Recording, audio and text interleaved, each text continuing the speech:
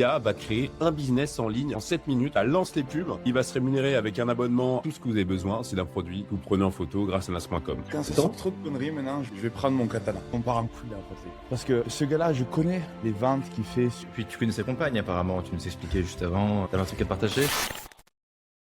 On est tous en train de se dire que Claude est meilleur. C'est aussi un peu une hystérie collective. La réalité, c'est que je suis pas allé vérifier si Codex aujourd'hui c'était mieux que Claude. Et au passage, mes équipes, elles sont sur Claude parce qu'elles ont commencé à travailler avec. Elles ont mis un setup dans Claude. Si elles mettaient exactement le même setup, peut-être que Codex aujourd'hui ferait un travail quasiment aussi bon. Vous connaissez le framework Takers, Givers et Matchers de Adam Grant. Les Takers cherchent à extraire un maximum de la relation. Et les Matchers, ceux qui essaient de donner autant qu'ils reçoivent. Et il y a les Givers qui essaient d'avoir ce que j'appellerais, pour utiliser un anglicisme qui fera crier les criquets, un DCF positif à la fin de toute conversation, que ce soit pour l'un ou l'autre des parties prenantes. Et ça, c'est quelque chose qui se crée lorsqu'on est dans les bons lieux, entouré des bonnes personnes. Le job, c'est de zoomer, dézoomer. Zoomer, c'est avec les formulaires, conversion, titre, copie, call setting, etc. Et dézoomer, c'est ok, structuration, que ça tu fais pas, cette décision tu le fais pas, tu fais pas all-in sur Solana, non, tu vas appeler Rémi à la place, des trucs comme ça quoi. Sur un call de un quart d'heure, tu me prépares l'équipe IA et tu fais plus de 50 000 euros par mois, je te fais gagner 30 à 40% à la fin de l'année. Donc du coup, avoir des personnes avec des contacts comme le mien et ceux d'Arnaud sur WhatsApp, Ça n'a pas de valeur. si c'est 50K.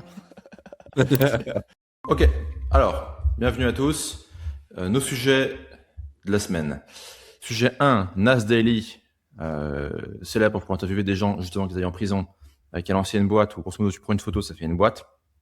Ça sera intéressant de parler un petit peu des wrappers et de ce que ça implique vraiment. Sujet numéro 2, OpenAI qui propose aux boîtes de Y Combinator des deals tokens contre de l'equity. Donc en gros, on vous donne de la puissance de... en gros, on vous donne des tokens pour tourner ChatGPT et on prend de l'equity dans vos boîtes en face. Sujet numéro 3, on va parler de la bromance d'Isma avec son nouvel ami Daniel. Voilà. Oui. Et sujet numéro 4, on va brainstormer une offre. En fait, Isma et moi, on va solliciter vos feedbacks et vos cerveaux sur une offre à laquelle on réfléchit. Donc, je prends le sujet numéro 1. Tiens, je vais le foutre à l'écran. Hop, hop, hop, hop, hop. Voilà, bel article sponsorisé, pas sponsorisé. C'est-à-dire, est-ce qu'il est écrit sponsorisé? Non, alors il a dû payer un peu plus cher. Ok. Donc, he created a tool that let anyone start their own business with just an image, and he has minted 4 million already. Oh là là là là. Même le putain de titre, il est rédigé par de l'IA. Voilà. Dégueulé, quoi. Alors apparemment, se plaindre des tirets, c'est un truc de boomer. C'est quoi ces bruits? Désolé. Isma, là, on n'est plus dans une école pour Cassos, là. Donc bref, petit takeaway, machin schnock, ok, il a écrit nas.com, blablabla. Non mais là tu vois très bien que le mec il se fout de la gueule du monde en fait. Tu vois, c'est pourquoi? C'est pour le prendre et le mettre sur son site parce que tu sais très bien que tu vas pas avoir de Non, mais conversion. c'est une masterclass de foutage de gueule, hein, le franchement, délire. Bon. Après, pourtant, il avait un pédigré. Enfin, c'est intéressant. Déjà, on est sur un profil, donc Nursey Yassine, là, qui est plutôt crédible. Hein. Il a fait Harvard, économie plus computing science. Il part dans une boîte où il est ingénieur logiciel chez Venmo. Et il va créer, du coup, Nas Daily, où, avec des formats de 1 minute par jour, ils vont publier pendant 1000 jours. Et l'audience annoncée aujourd'hui est de plus de 70 millions de followers, avec environ 20 milliards de vues, avec du contenu décliné dans 19 langues. Donc, c'est globalement quelqu'un qui a aujourd'hui assis une certaine autorité.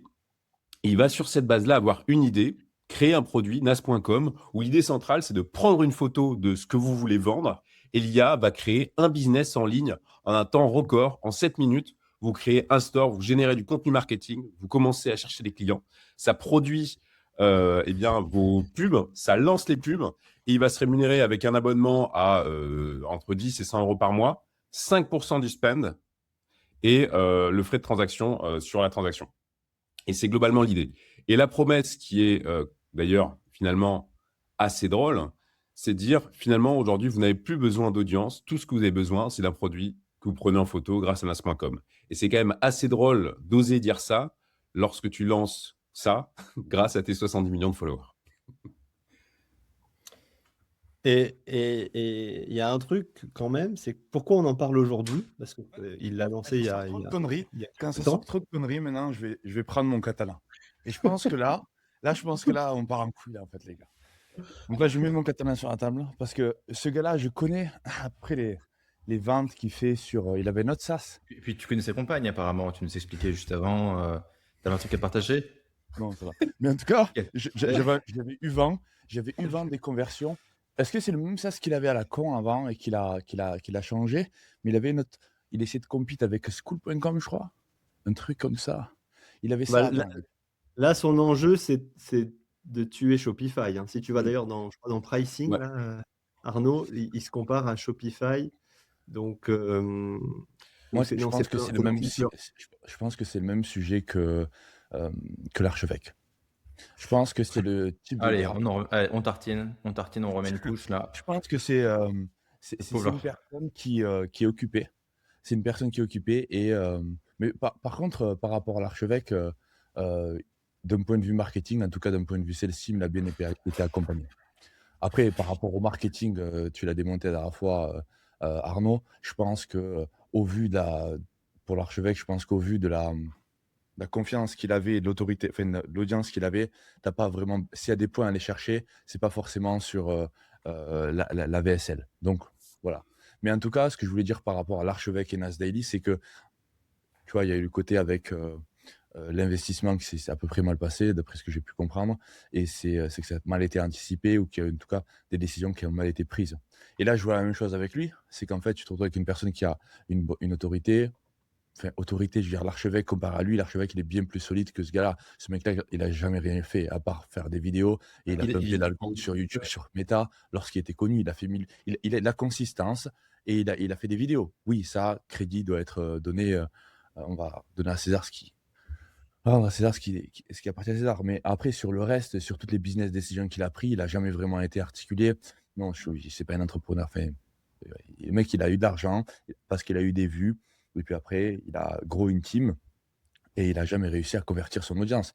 Donc là, on voit bien qu'en fait, avoir des millions de followers, faire des milliards de vues, je veux dire, si tu n'es pas en capacité de comprendre leur pain point, créer une solution qui va régler leurs problématiques et milquer ça, ben c'est un problème. Et tu vois très bien que le gars, il est généraliste en fait. Parce que dans toutes les audiences, dans tous les produits qu'il essaie de builder, c'est soit on va aller concurrencer School pour build un tool pour faire Creator Economy. Ok, donc il va follow School. Il n'arrive pas, il se fait défoncer, il sort. Et puis là, build un business en une image. Alors c'est la pain point de qui il règle quel problème. Alors, moi, Je pense qu'il y a deux lectures que j'aime bien. Une lecture un peu sceptique et une lecture par contre beaucoup plus bullish et stimulante.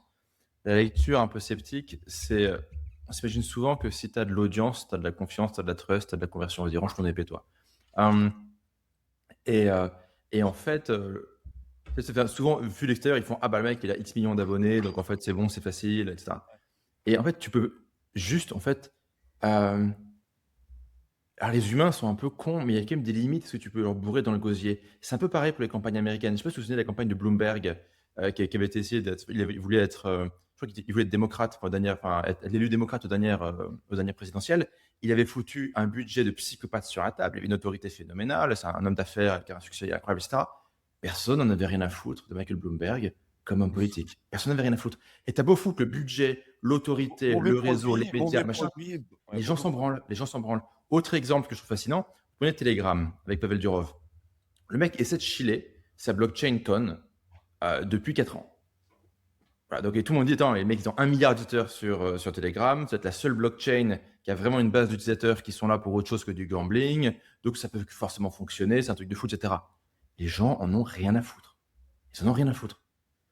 Et il a beau pousser, chiller le truc toutes les semaines en mode, mais c'est trop bien, la blockchain est vachement rapide. Les gens en ont rien à foutre, il se passe rien sur Ton. Et c'est en fait cette incapacité à traduire finalement de l'audience et de la distribution qui a l'air d'être acquise en conversion qui est complètement surfantasmé par énormément d'acteurs dans énormément de marchés. Donc ça c'est le point un peu nuancé où effectivement il arrive avec un School. Ouais, mais les mecs, ils ont rien à foutre de la Creator Economy. Ce qu'ils veulent, c'est qu'ils veulent voir un mec faire le pitre. That's it. Et tu vois, par contre, MrBeast, il a très bien compris. Il vend du chocolat.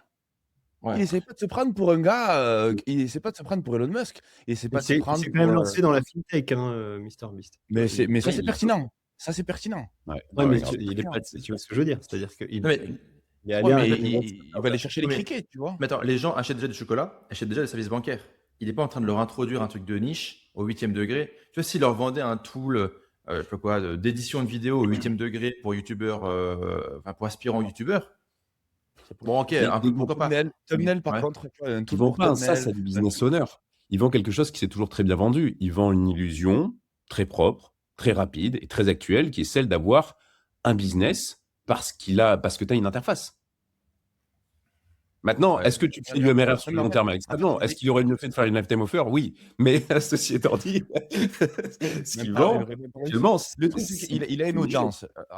Rémi, il a une audience. Et le truc, c'est dans ce cas, tu te dis, OK, par rapport à mon audience, je vais analyser mon audience, je vais voir un petit peu quels sont les différents segments, quels sont les segments, quelles sont leurs problématiques, quelle est mon opportunité, qu'est-ce que je vais ajouter à ça, quels sont les besoins et quels sont les besoins que ces personnes ont, quelles sont les solutions que ces utilisateurs utilisent pour régler cette problématique, où est-ce que ce segment est underserved, et après tu crois ça avec du coup meilleur produit, meilleur message, et du coup la connexion que tu as avec cette audience, et tu drives ton funnel, et tu fais des millions, chouchou, loulou. Je sais pas s'il est mal, si ce Nas Daily est mal, s'il a des mauvaises, enfin, les fréquentations qu'il a, ils veulent juste le charger des six-figure fees left and right, et ils doivent arriver avec une idée incroyable pour lui faire avoir son kiki tout dur. Ou sinon, ils lèvent des investisseurs. Ils lèvent des investisseurs, donc du coup, ils ont besoin d'aller à les mass extract des investisseurs, et Alors, donc du coup, après, ils mettent des fees de left and right. Mais il y a un truc qui va pas. c'est là où moi je voulais en venir et peut-être être un peu plus mesuré parce que il a des chiffres qu'ils annoncent, il est passé de 1 à 8 millions de MRR, d'ARR là en un an. Donc, même si tu as C'est pas 70 millions de énorme par followers, rapport à son audience. bien sûr, mais c'est quand même, Ouais, un puis bon début. c'est de la RF façon AI Wrapper. Hein. C'est le produit qui existe depuis 3 mois. On ne regarde pas le churn et on multiplie par 12, quoi. Mais ouais, On sait. connaît. Et là, on est du métier. pourquoi on en parle aujourd'hui d'ailleurs? C'était ça aussi le sujet. Pourquoi on en parle aujourd'hui? C'est parce qu'il vient de lever 27 millions de dollars auprès de VC américains. Et notamment d'un gros VC qui s'appelle Khosla Venture, qui est un des éminents VC qui a investi dans OpenIA, machin. Donc, il y a un truc assez rigolo là-dedans, c'est que il s'achète, à mon sens, un peu une légitimité tech en disant je vais aller chercher des VC, alors qu'il a tout finalement pour réussir, c'est-à-dire 70 millions de followers. Alors on sait que des followers, c'est pas des clients, et son audience, ça doit être une audience de rêveurs qui aiment le travel, parce que son truc, c'était je voyage dans le monde entier et je vous présente ma vie. Mais je pense qu'il y a quand même une très très grosse partie de son audience qui sont des wannabe entrepreneurs. Donc, moi je comprends ce Mozi, il a le move. meilleur segment, tu vois. Alexandre Mozi, il a le meilleur segment. Bien sûr. Tu peux m'envoyer son lien, s'il te plaît? Je vais juste faire une like, voir le nombre de trafic qu'ils font et combien de dollars ils sortent. nas.com, nas.com. Et d'ailleurs, un autre sujet intéressant, c'est que peut-être même pour l'audience, c'est que c'est un mec qui a une audience monstrueuse, qui lance un tool, qui lève des fonds, et la première chose qu'il fait lorsqu'il lève ses 27 millions de dollars, c'est qu'il rachète un nom de domaine pour du référencement. Et du coup, en fait, on revient à des mécaniques ultra classiques qui est il faut un bon nom de domaine pour un bon référencement, alors que globalement, tu as la distribution. Le produit, moi, je ne l'ai pas testé, mais je vois bien à quoi il ressemble. Comment? Ouais, j'ai pas rien à tester. Tu sais très bien que ça n'a pas fonctionné. On peut le tester. Vous Je savez suis pas qu'on va le d'accord. faire. Je suis pas d'accord. Je suis pas d'accord. Non, mais je suis pas d'accord. En fait, je suis un peu enfin, j'attendais un peu pour pouvoir avancer ce point. C'est moche que Rémi soit pas là parce que j'aurais beaucoup aimé avoir sa participation sur ce point. Je pense que ce qu'on n'a pas compris, c'est que l'entrepreneuriat en ligne, c'est du gambling déguisé. C'est du gambling. C'est du gambling socialement acceptable. J'achète mes tickets, donc j'achète une formation, je paye 30 balles Shopify, ClickFunnels, peu importe, etc. Et après, je prends l'argent qui reste, je balance en méta ads et roulette. Win lose, win lose. Et après, je réinvestis. Je sais que j'ai tout perdu. Et en fait, l'entrepreneuriat en ligne, c'est du gambling socialement acceptable.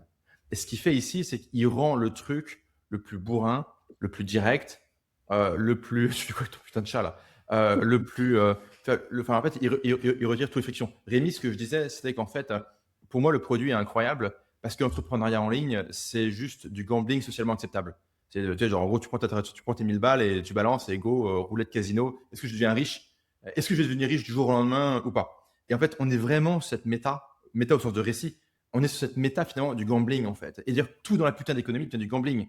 L'opinion, c'est du gambling. L'attention, enfin, c'est du polymarket. L'attention, c'est des meme coins de célébrités, c'est du gambling.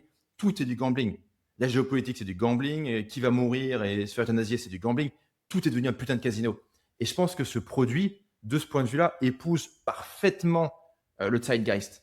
Parfaitement le zeitgeist. C'est je appuie sur un bouton et c'est push the button. C'est appuie sur un bouton pour devenir riche. C'est exactement ça. Mais tu vois, c'est des connards, tu vois. Ils vont rien bulle. Je On s'en fout, on s'en fout. Je dirais, ils sont là pour vendre du rêve.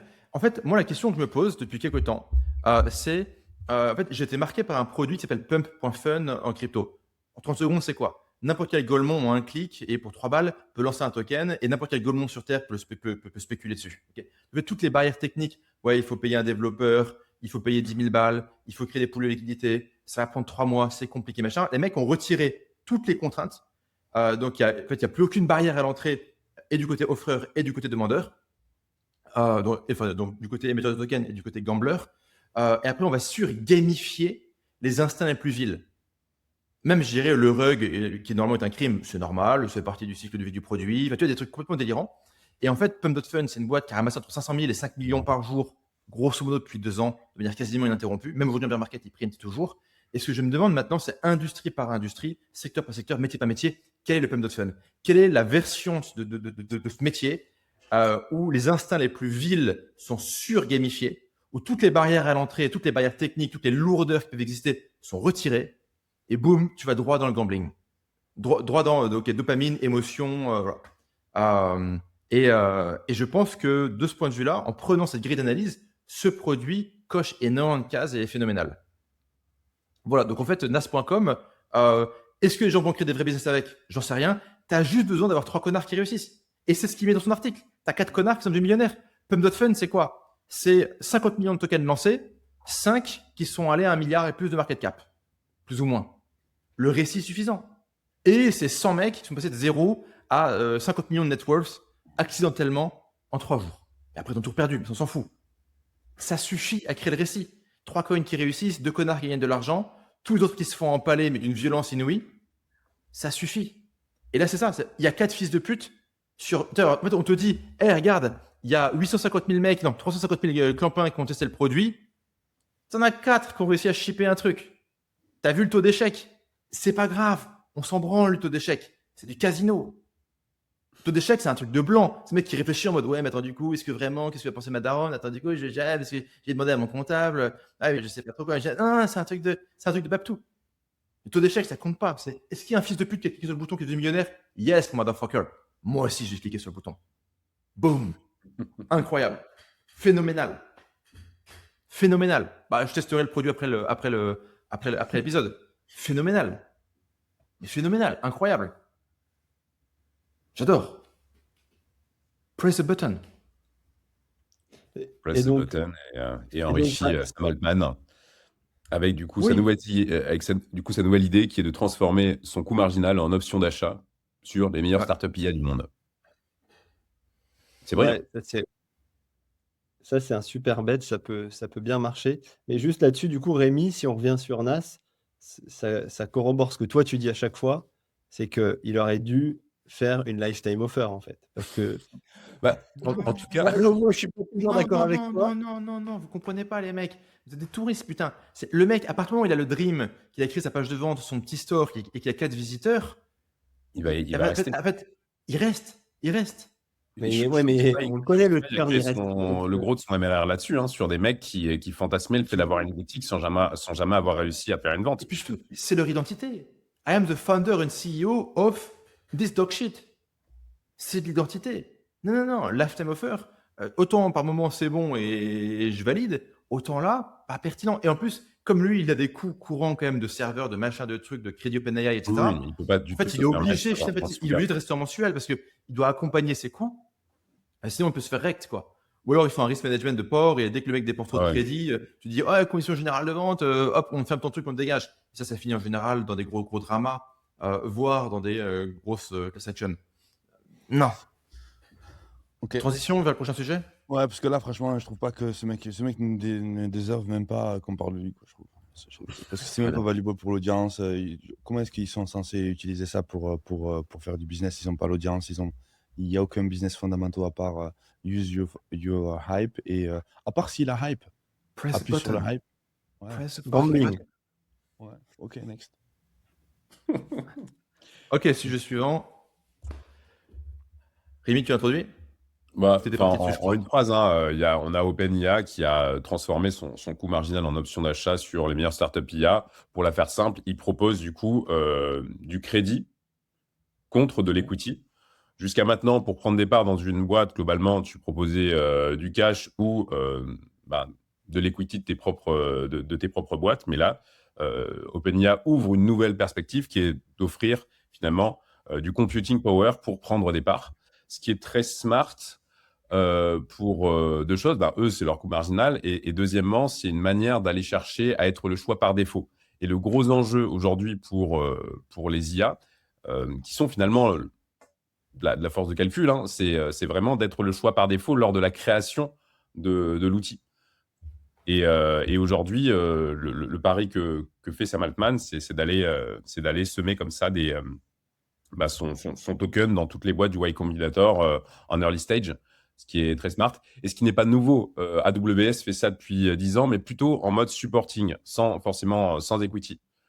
Et le fait de l'avoir fait en mode equity, je trouve ça très smart. Et en plus de ça, il y a aussi quelque chose de très important sur les boîtes du Y Combinator, pour voir quelques dossiers passer régulièrement. C'est vested by who, qui est derrière, quoi, qui back le projet. Et le fait d'accepter pour 2 millions d'euros de tokens, en pouvant marquer ensuite sur tes pitch decks, je suis backed par OpenIA, au moment où la boîte elle est vraiment hyper pumped, c'est très smart parce que ça offre de l'identité. Et eux, en faisant ça, ils ramassent de l'equity gratuitement sur un lot de boîtes qui potentiellement, où il y aura forcément un gagnant sur toutes les boîtes qu'ils arrosent, quoi. Donc, je trouve, franchement, la dynamique, autant OpenIA, ils n'ont peut-être pas le meilleur produit à l'heure actuelle, mais la dynamique d'allocation de capital là, qu'ils mettent en œuvre avec leurs produits est très, très smart. Et après, tu vas sur Guillaume Play, Legend Business, et tu dis, ouais, on est backé par OpenAI, un petit coup de fil de Sam. Et Guillaume, il fait, ah ouais, ah ouais, ah ouais. C'est super intéressant. Bah, du coup, C'est- est-ce que tu peux nous en dire plus? Ouais, et ça s'est passé comment? Et t'as sucé aussi ou Super intéressant. C'est super intéressant. Moi, Non, mais franchement, j'en peux plus, là. Non, mais, non, non, mais, Au moment qu'on a des vrais business, des vrais. Enfin, non, tu vois, non, des non, vrais. non, juste Marc-Antoine, toi qui es un peu l'adulte ici, là. j'allais dire, c'est quand même un smart move. Et j'allais effectivement reparler des credit cloud d'AWS, Google, Microsoft qui fait ça, qui font ça. Eux, par contre, ils prennent pas d'equity. Et là, ce que fait d'ailleurs OpenIA, c'est que ce qu'ils font, c'est ils prennent pas d'equity tout de suite. Ils ont une option sur la prise d'equity au moment de la levée de fonds. Donc, c'est une option gratuite en quelque sorte. Tu t'assures que tous les participants à Y Combinator, qui est déjà maintenant, tu vois, c'est un stamp. Hein, j'ai fait Y Combinator, donc je vais réussir, quoi. D'ailleurs, il y a quelques acteurs francophones qui même disent que c'est un certificat de réussite maximum. Donc, j'ai fait Y Combinator, je vais réussir. OpenIA me back, donc en plus, ça me permet de compute et de build mon product, de construire mon produit sur de l'IA et donc IA native, IA machin, tout ce que. Il y a un petit côté dangereux à ça, c'est que du coup, OpenIA, ils ont accès à un certain nombre d'éléments de chez toi, hein, c'est-à-dire que c'est pas forcément les plus les moins sympas de la partie et potentiellement ce que tu construis si ça marche, ils peuvent aussi te C'est fait pour. C'est fait pour. comment le dire en français? Ils peuvent aussi te faire sortir du game en juste pompant ta techno, pompant ton product et sortant une feature en quelques jours qui fait exactement ce que toi tu as fait. Ok, mais donc ça, c'est quand même un truc assez smart côté OpenIA. Ça a existé en fait. Hein. Ça existe dans un autre domaine que vous connaissez peut-être, qui s'appelle le Media for Equity. Le Media for Equity, c'est quoi? C'est, vous connaissez tous Zalando. Ok. Donc e-commerce de vêtements et de chaussures allemands. Zalando, en fait, c'est quoi la réussite de Zalando dans les années 2010? C'est un fonds d'investissement de ProSiebenSat, donc un gros média allemand, le plus principal média allemand, qui a investi en Media for Equity. Donc, ils leur ont dit quoi? On met de l'argent dans ta boutique et en échange, on met un peu d'argent et on te file des spots publicitaires à la télé, hein. Et en échange de ça, on prend des shares des actions de ton entreprise et on va te donner de la visibilité et ça va te faire pumper. Et les mecs, j'ai regardé les chiffres, ils sont passés Zalando entre 2009 et 2013, donc après l'investissement et du coup l'accès aux médias de ProSieben. C'est comme si TF1, d'ailleurs TF1 le fait avec un fonds. Ils sont passés de 6 millions à 1,8 milliard de chiffre d'affaires. Parce qu'ils ont eu accès à la distribution aux médias, en fait, et à l'audience, finalement, à la télévision, quoi. Et en France, il y a TF1 qui le fait. Ils ont créé un fonds, je crois que c'était 2016-2017, qui s'appelle Raise. Enfin, en tout cas, c'est pas eux qui ont créé le fonds, mais ils ont construit un fonds avec Raise, de Raise Media for Equity. Et c'était exactement le même système. C'est je te donne accès à des spots publicitaires contre de l'equity. Et donc là, c'est je te donne accès à des tokens IA, tu peux construire ton produit dessus, tu as besoin de ça, et en plus, effectivement, tu vas pouvoir mettre le backé par OpenIA, qui est quand même à une certaine valeur. Et donc, pour moi, c'est une nouvelle version du Media for Equity avec une autre monnaie Mais en fait, virtuelle. c'est juste. Ils refont le Ponzi, quoi. En fait, on leur a fait ça. Donc, tu as du coup Nvidia, etc. Ils ont fait la même chose. Vous vous rappelez pas l'espèce de Ponzi scheme qu'ils ont fait pour justement avoir du computing? Ils se sont dit, mais attends, si on nous a fait ça, on peut faire ça sur le marché. Et ils répercutent exactement le même système sur le reste du marché. Ils se disent, comment est-ce que je peux déjà, utiliser ça en coût publicitaire? Enfin, tu vois, on en parle là, encore une fois. En fait, Donc, Isma, il y a une asymétrie en vérité entre combien ça leur coûte à eux et combien ils peuvent le marketer. parce que déjà, Et donc, ils achètent le token pour. Voilà. En fait, oui, ils achètent les tokens pour 0 parce que finalement, c'est des peut-être pas laits. zéro, mais Tu vois, ils choisissent le markup et après de ça, ils prennent de l'equity dessus. Donc, c'est juste létal. Mais leur enjeu, c'est quoi? C'est qu'en fait, toutes les startups IA aujourd'hui choisissent leur product au démarrage et construisent leur product sur leur Moi, je modèle, sais pas c'est si c'est tout. un meilleur mode qu'un truc comme Amazon. Tu vois, je sais pas si t'es chez qui là? T'es chez Amazon? Moi, ouais, Ouais, AWS. demande à ton DevOps de partir chez Azure, chez Microsoft. Il préférerait se prendre un Ah ben, stylo et se l'enfoncer dans l'œil plutôt que switcher de Amazon à Microsoft, tu vois. c'est pour En ça. revanche, quand on voit un petit peu avec les routeurs disponibles sur l'IA, comment est-ce qu'on peut switcher avec les MCP d'un service provider à un autre, je ne sais pas si c'est vraiment un moat. À quel moment tu te dis, mais en fait, si j'arrive à tu vois, si j'arrive à me mettre avec ces sociétés en tant que je suis à OpenAI, j'arrive à en gros initier la prochaine vague de startups qui va take over the world. Et donc, du coup, dans le futur, ils vont rester avec nous. Je ne sais pas si ça tient aussi bien qu'Amazon, hein. Parce que le switching is really easy, tu vois.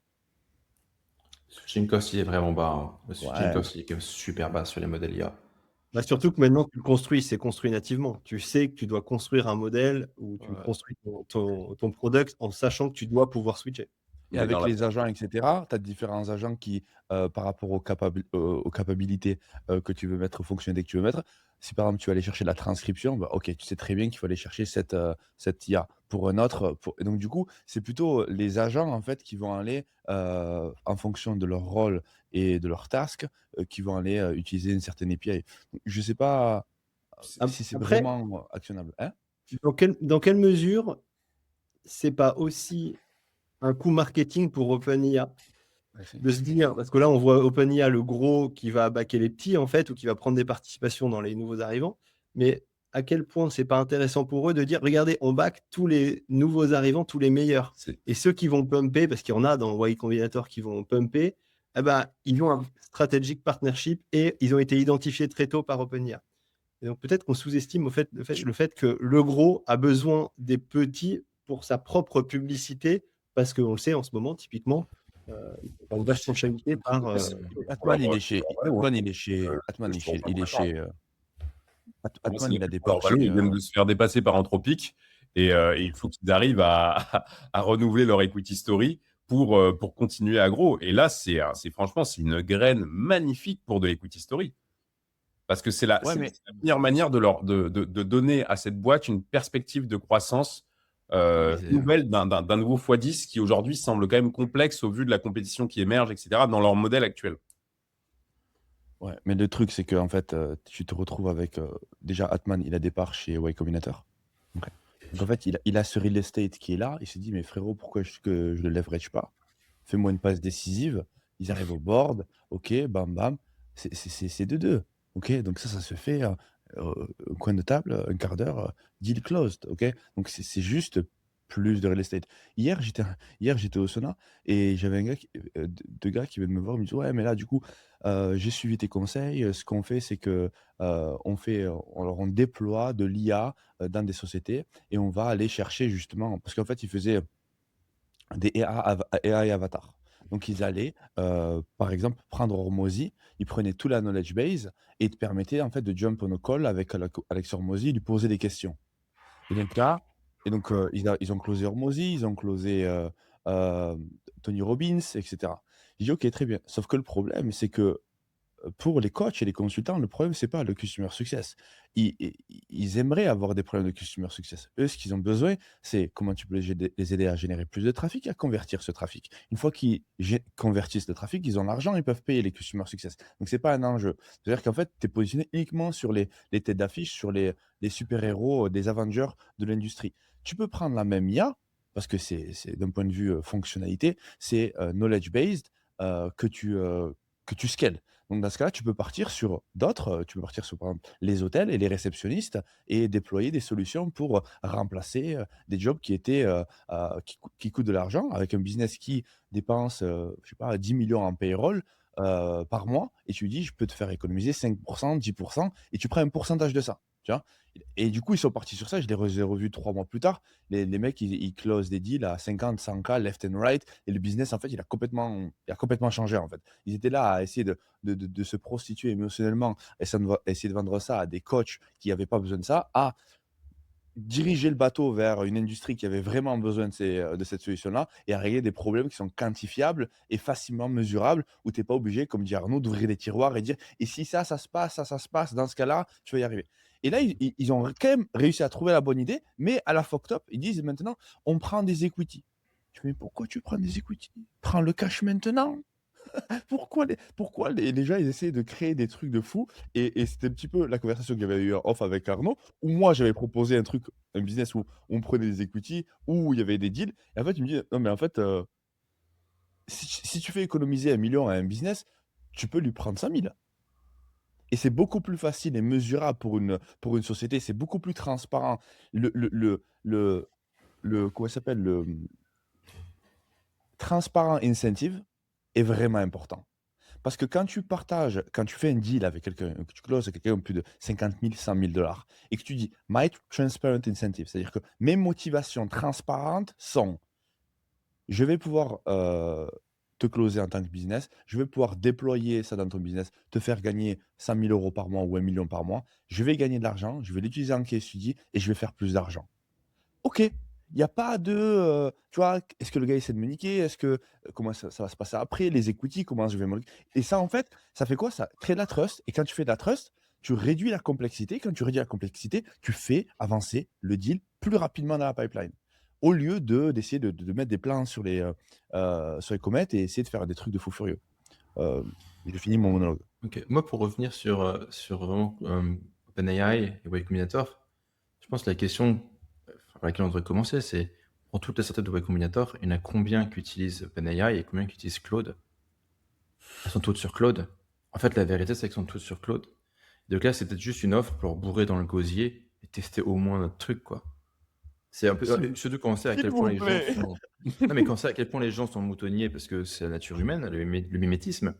Peut-être que tu leur bourres dans le gosier un truc à max capacité, max puissance, sans limitation, parce que c'est vrai que 2 millions, tu peux quand même y aller, quoi. Versus 200 balles par mois, ok, un peu plus avec les API et compagnie. Tu leur mets max puissance, max bande passante quelque part, quoi.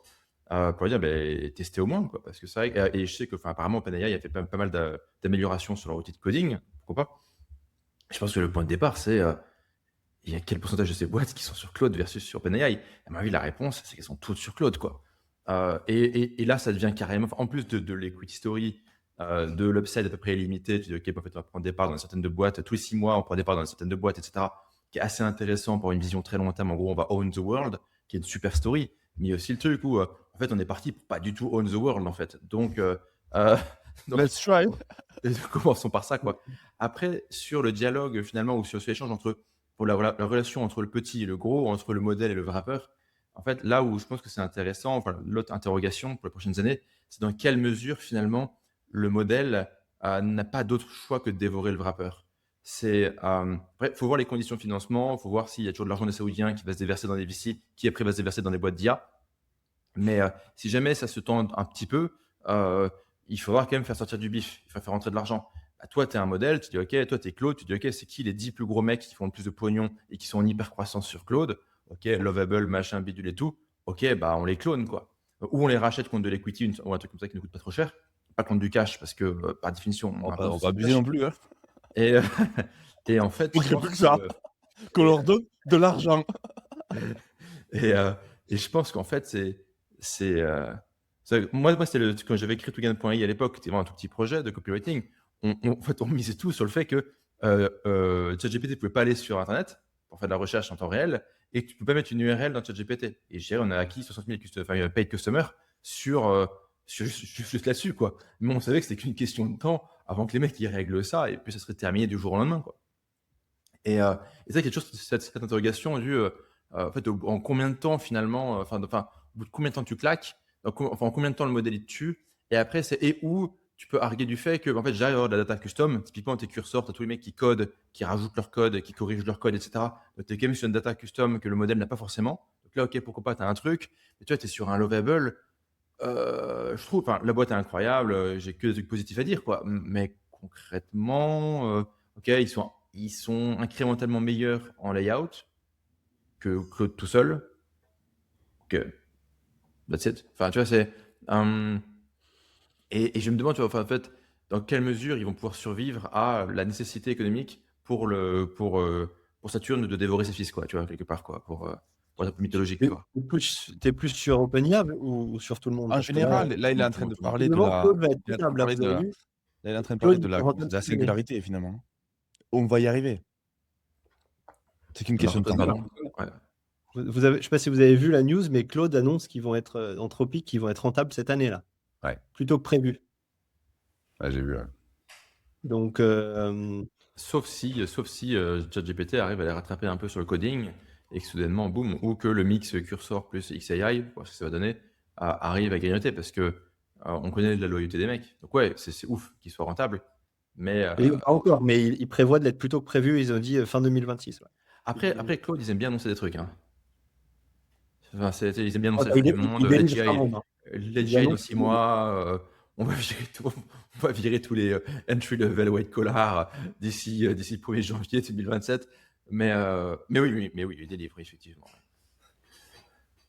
Ok. Mais après, sur OpenIA, si on revient là-dessus, juste entre des équipes qui se lancent, qui veulent aller sur Claude, et OpenIA qui te propose tout gratos jusqu'à 2 millions de dollars, sachant que objectivement, on est tous en train de se dire que Claude est meilleur, mais la réalité, c'est que c'est aussi un peu une hystérie collective, un momentum. Bon, bah, ils les ont dépassés, ça y est, ils sont plus gros, ils sont meilleurs, peut-être qu'ils sont meilleurs en equity story. La réalité, c'est que moi, je ne suis pas allé vérifier si Codex, aujourd'hui, c'était mieux que Claude, quoi. Et au passage, mes équipes, elles sont sur Claude parce que voilà, maintenant, elles ont commencé à travailler avec et elles ont mis un setup dans Claude. Si elles mettaient exactement le même setup avec le même historique, peut-être que Codex, aujourd'hui, ferait un travail quasiment aussi bon. Donc, quand tu commences et que tu as bûché à volonté d'un côté et de l'autre, bah, ça coûte quand même, ça commence à coûter une fortune. La différence de techno, la différence d'output, à nouveau, on pense que c'est mieux. C'est-à-dire que ça dépend vraiment de leur capacité. Ça dépend de ce que disait Arnaud sur le côté de est-ce que tu vas avoir l'argent des Saoudiens qui va continuer de flow.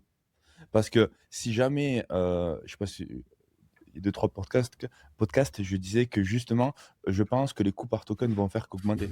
Parce que le computing power, le computing cost va faire qu'augmenter. Donc, dans quel scénario tu te retrouves à avoir un OpenAI qui peut fulfill la promesse qu'ils ont voilà, promis, quand tu te retrouves à avoir des tokens qui sont de plus en plus chers. Après, s'ils ont dit que c'était 2 millions, bon, ben, ils vont te donner 20 tokens et ça sera 2 millions, hein.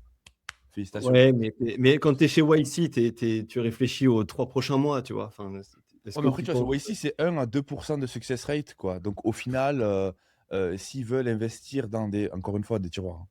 Ou alors l'investissement est complètement différent. Peut-être que la problématique est complètement différente de ce qu'on pense. C'est Claude, c'est utilisé par des mecs intelligents qui font des trucs intelligents. Donc ça rend le modèle potentiellement plus intelligent. ChatGPT, c'est tous les gueulements de la Terre qui font ouais, j'ai une marque sur mon pied. Tu vois ce que des trucs comme ça quoi. Euh, ouais, mais le problème c'est que d'un côté, t'as 800 millions de mecs qui disent que des conneries toute la journée, et de l'autre côté, t'as des mecs intelligents, pas hypothétiquement. Et d'ailleurs, moi par exemple, Claude une fois m'a viré du chat. Genre, il a bloqué le chat, il m'a dit non, casse-toi, dégage, je veux plus te parler. Et tout. Il a bloqué le chat. Et du coup, j'ai essayé de comprendre et tout. Ah, c'est pour la Et, team Nas Daily, quoi, ChatGPT. en fait, c'est que je suis tellement toxique de ma manière de parler à Claude, à tous les noms tout le temps, qu'en fait, je sais plus qui m'a expliqué ça. Parce qu'en fait, il veut éviter qu'en fait, il y ait des psychopathes qui parlent trop avec l'IA et qui du coup vont re-entraîner l'IA à être un psychopathe, tu vois. Donc toi, tu as cet enjeu, en fait, tu as peut-être envie que des gens intelligents interagissent avec ton IA, après brider des comportements de psychopathe pour pas que l'IA devienne une psychopathe. Et peut-être qu'en fait, OpenAI, ils vont juste payer, en fait, ils vont juste subventionner des mecs subventionner des mecs intelligents pour interagir avec leur IA, pour essayer de, Bah, De moyenner le de contrebalancer finalement tous les gueulements de la Terre qui posent des questions à la con, quoi. ouais. Peut-être que c'est juste ça, peut-être l'opération. On estime que la cohorte YC fait partie des gens les plus brillants du monde, ok, pourquoi pas, c'est une hypothèse, why not. Bah, en fait, on va les forcer à binge communiquer avec ChatGPT pour essayer de faire gagner quelques points de QI. Bon, C'est vrai que ça, par contre, c'est important, ça, tu vois. Quand tu te retrouves avec toutes tes c'est-à-dire qu'en fait, il y a beaucoup de gens qui savent pas que Claude existe, tu vois. Et quand tu parles, quand tu as déjà, tu vois, t'as des laymen, des gens qui ne sont pas techniques, qui te disent, qui te parlent d'IA, ils disent, oh, mais ça, je vais le chat GPT. Et quel est l'impact d'avoir autant d'utilisateurs, autant de gilets jaunes qui utilisent ton IA et qui traînent justement tes modèles lorsque justement tu as ton compétiteur qui. Ça, par contre, c'est pertinent ce que tu viens de dire, hein.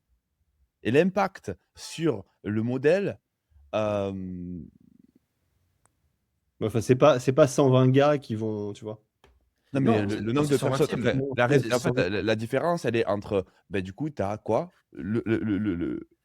la conclusion, c'est tu as Claude qui peut potentiellement être profitable à la fin de l'année lorsque tu as OpenAI qui galère encore à payer le loyer.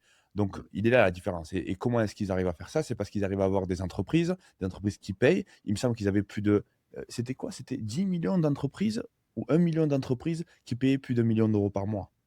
Tu sais ce que ça veut dire, ça? Oh, Ouais, c'est un truc comme ça. Je sais Ouais, pas ouais, si c'est 1 million ou 10 millions, mais en tout cas, il y a beaucoup d'entreprises qui payent plus de 2 millions par mois à, tu peux googler, fact check, à Claude. Donc d'un point de vue revenu, c'est juste insane. Lorsque les autres sont en train de galérer avec des gilets jaunes qui payent en free plan, quoi. Aujourd'hui, tu as toutes les plus grosses tech companies qui sont plug à Claude, période. et C'est du vrai coup, que c'est un vrai moat, globalement, Bien d'avoir les sûr, mecs. c'est l'enterprise Parce value, que c'est énorme. ton modèle ne peut que s'améliorer quand le modèle des autres, en fait, ils ont beau courir derrière, en fait, il va que se dégrader, quoi. Bah ouais. Si ça fonctionne d'un comme ça. côté, c'est recette de cuisine et je comprends pas. J'ai uploadé une photo de mon pied Ouais. parce que j'ai shooté dans le pied du lit et j'ai mal, quoi. Et de l'autre, t'as le mec qui dit ok, j'essaie de soigner le cancer. Ouais. Tu vois, forcément, il y a peut-être un delta qui se creuse, quoi. Enfin, je connais pas grand chose de tout ça. Moi, de base, je vends des PDF, mais why not, quoi.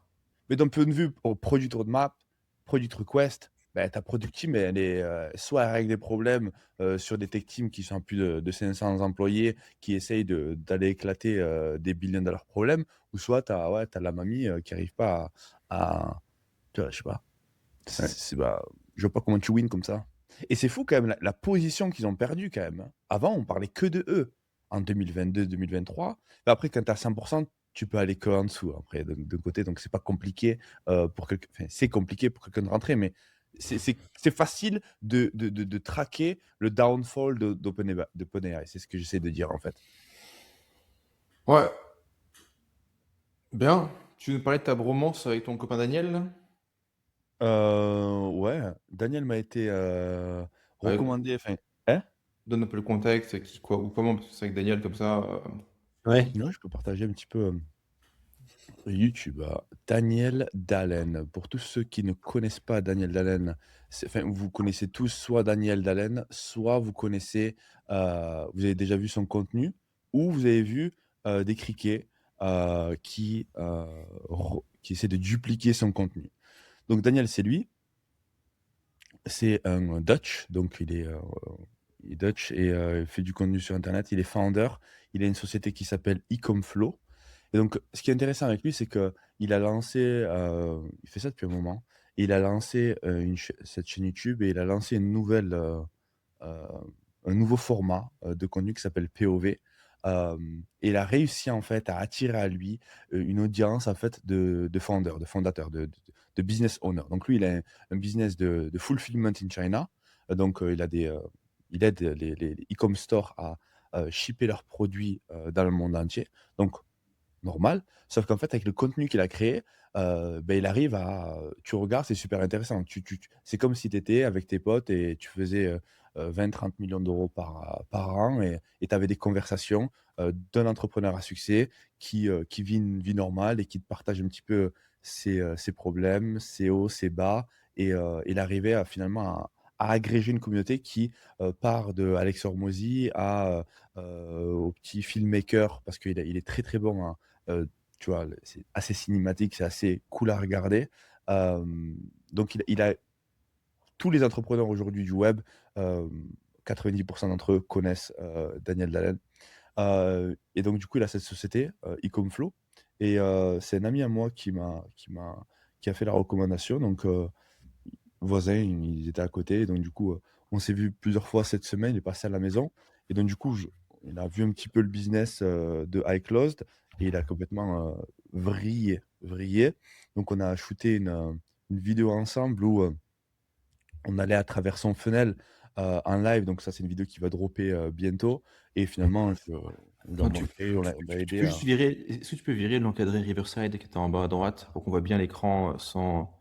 Yes, chef. Merci, top, Donc, ouais. Ouais. top. Du coup, finalement, c'était un funnel audit parce qu'en fait, quand il a vu, en gros, il est venu, on s'est posé dans la vidéo. Oups là, on s'est posé dans la vidéo. J'ai regardé un petit peu son funnel. Donc, c'est là où il a changé. Je lui ai dit, déjà, cette headline, tu la changes. Ça, il faut mettre tes testimonials ici. Enfin, bref, je lui ai fait du CRO pour l'aider à aller chercher plus de revenus. Et c'était assez simple à faire. Donc, en deux, trois points, on a réussi à bumper les taux de conversion. Et puis après, on a plugué iClosed dans la vidéo. Et, euh, et en plus de ça, on a réglé une problématique ultra importante pour lui qui était finalement avec l'Unified Inbox, qui est en bêta pour lui, finalement contacter tous les leads qu'il avait pour les closer assez rapidement. Et du coup, c'était top. Et il a poussé à Closed comme jamais, quoi. C'était assez. Sa réaction était vraiment surprenante et top. Même dans la vidéo, il dit si tu as besoin de lever de l'argent, on investit. Je connais des milliardaires, on peut lever 10, 20, 30 millions en 48 heures sans problème pour ça, tu vois. Très, très, très, très bullish. Et là, juste, ben, il pousse sur sa communauté parce qu'on a bien matché ensemble.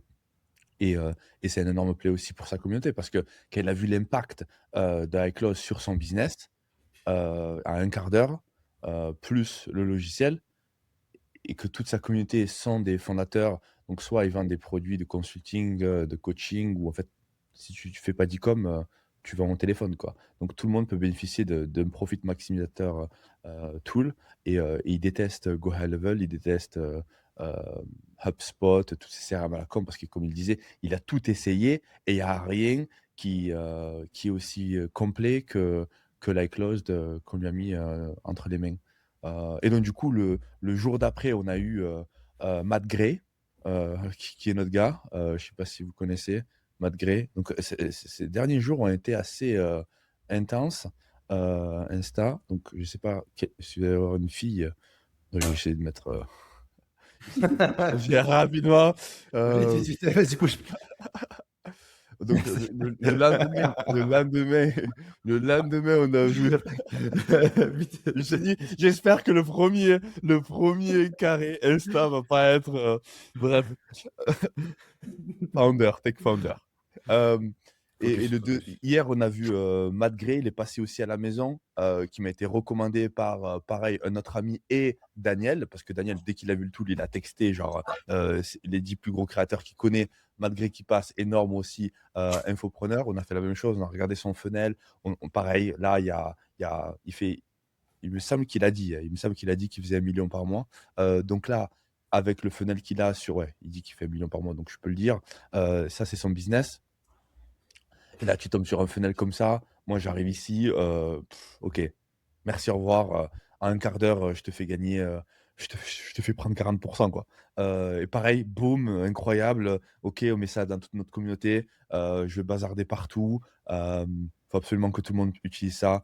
Et donc, je fais une call avec lui. Enfin, non, il vient à la maison, on plug ça. On va publier la vidéo le lendemain, enfin, la semaine prochaine. Et le soir même, je fais une call avec Fanbasis, le compétiteur de WAP, et pareil, on fait la même chose. Donc là, on est en train d'avoir un bon momentum sur des niveaux de calibre assez intéressants, et des gars qui ont des centaines de milliers de personnes dans leur audience.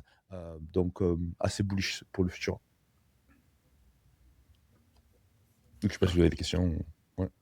Quand un mec comme Dalen, si, en rajoutant un closed, tu peux estimer quelle croissance ça va générer. En fait, toi, qu'un mec qui a qui a une audience qui est pure business, wannabe business, mais high close, on en a parlé il y a 1 ou 2 épisodes, c'était le fait d'avoir ton quelque part digital real estate avec ton logo qui est foutu partout. Mais sur une OP comme ça, tu peux estimer quel est le pourcentage de croissance de ta boîte, ce que ça va faire?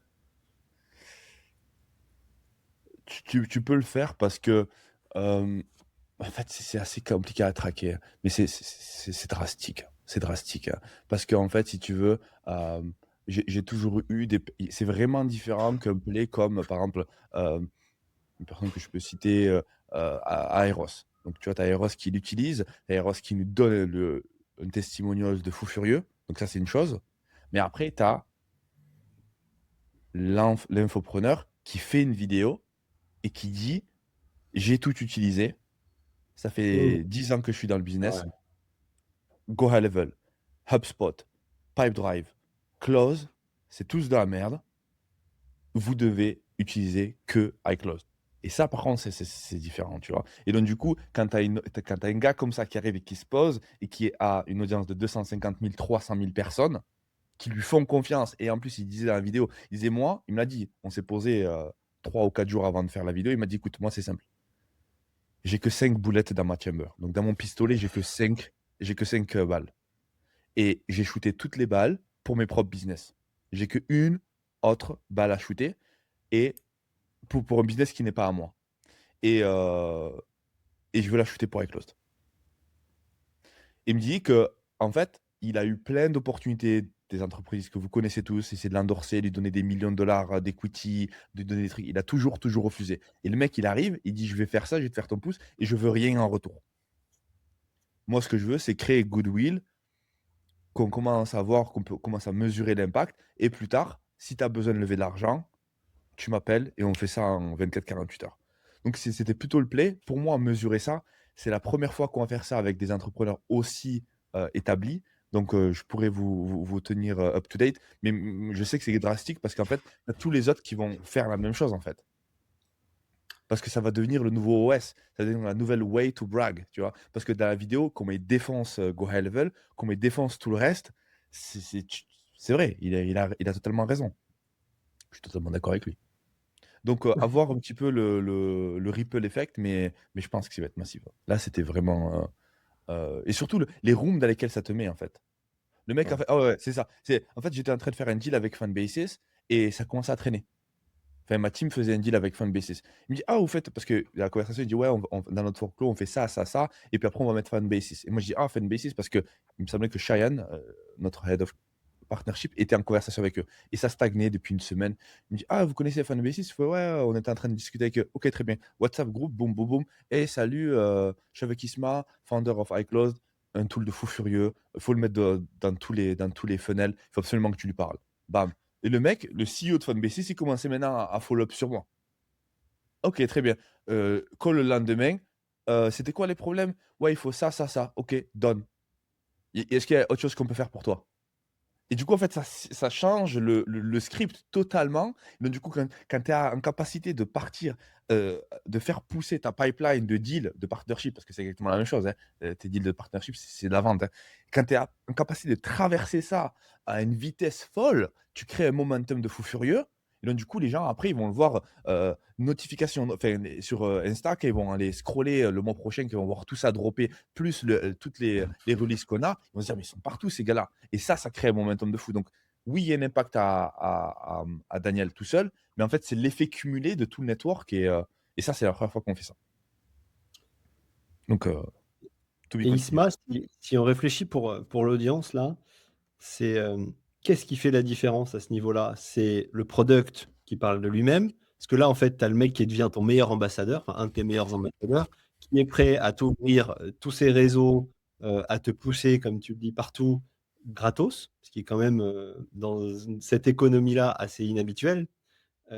C'est le fait que tu as créé un contact avec lui et du coup, vous êtes devenus super potes en si peu de temps que Bali est le nouveau Dubaï, tu vois. C'est quoi le c'est quoi le truc qui fait, ou peut-être une combinaison de plein de choses, qui fait que il fait un truc avec toi qui ne se fait pas normalement. C'est-à-dire, il contre rien. Tu l'as rencontré, tu le connais depuis quelques jours, et ce mec, il va t'ouvrir tout son carnet d'adresses, il va te pousser, il va t'ouvrir son audience, et il va faire avancer tes deals qui étaient en train de stagner. Et toi, tu n'as pas grand-chose en contrepartie, si ce n'est que, est-ce que tu as même, j'imagine, tu as commencé à démontrer la valeur du product, c'est sûr, ou tu lui as donné de l'insight qu'il n'avait pas, parce que tu lui as fait un peu de consulting sur son funnel, tu vois. Si on réfléchit à l'audience, là, qu'est-ce que tu peux sortir comme clé pour que les gars qui regardent ça se disent, ah ben en fait, d'habitude, ça se fait pas, mais si je fais comme ça, je peux essayer d'aller chercher du vrai Du vrai. partenaire, ambassadeur, qui Ouais. va me faire passer to the next level, quoi. Un palier, un palier. En fait, il y a 3 choses qui ont joué énormément. La première, c'est que 3 de ses meilleurs amis.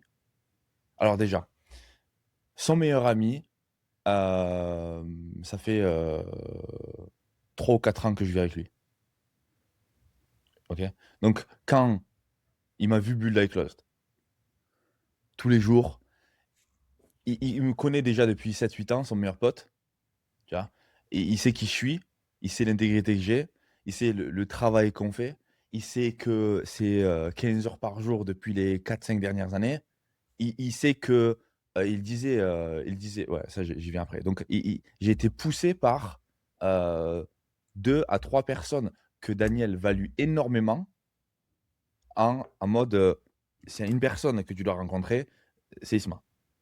Sur cette section. Donc, du coup, là, tu peux parler avec cette personne. Là, tu get attention.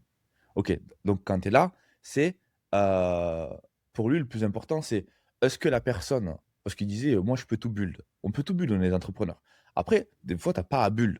Si tu as déjà une personne qui peut le build mieux que toi, il disait, c'est ton cas par rapport à Eclost, parce qu'il rencontrait cette problématique, il n'a jamais vraiment réussi à la régler. Sauf que je me suis mis dessus et j'ai consacré 5 ans de ma vie là-dessus, donc c'est bon, j'y suis. Et après, il a dit, est-ce que c'est une bonne personne et est-ce qu'il y a l'intégrité, tu vas pas te faire baiser avec cette personne. Du coup, c'était les 3 checks que lui, il voulait assurer, étant donné qu'il avait des personnes qui valuent le plus, qui vouch for me, ça c'était top. Ultra important parce que c'est pas. Le reste, après, c'est OK. Une fois qu'on a parlé, ben, le mec, dans une conversation de 15 minutes, je lui mets 3 points qui va lui faire bumper son revenu de 25 à 40%. Le mec, il fait pas 1 million par mois. Donc, en un quart d'heure, le mec, il génère des dizaines de millions d'euros. Et en plus, enterprise value, donc là, on est sur des centaines de millions d'euros. Il peut le mesurer, il le voit, ça.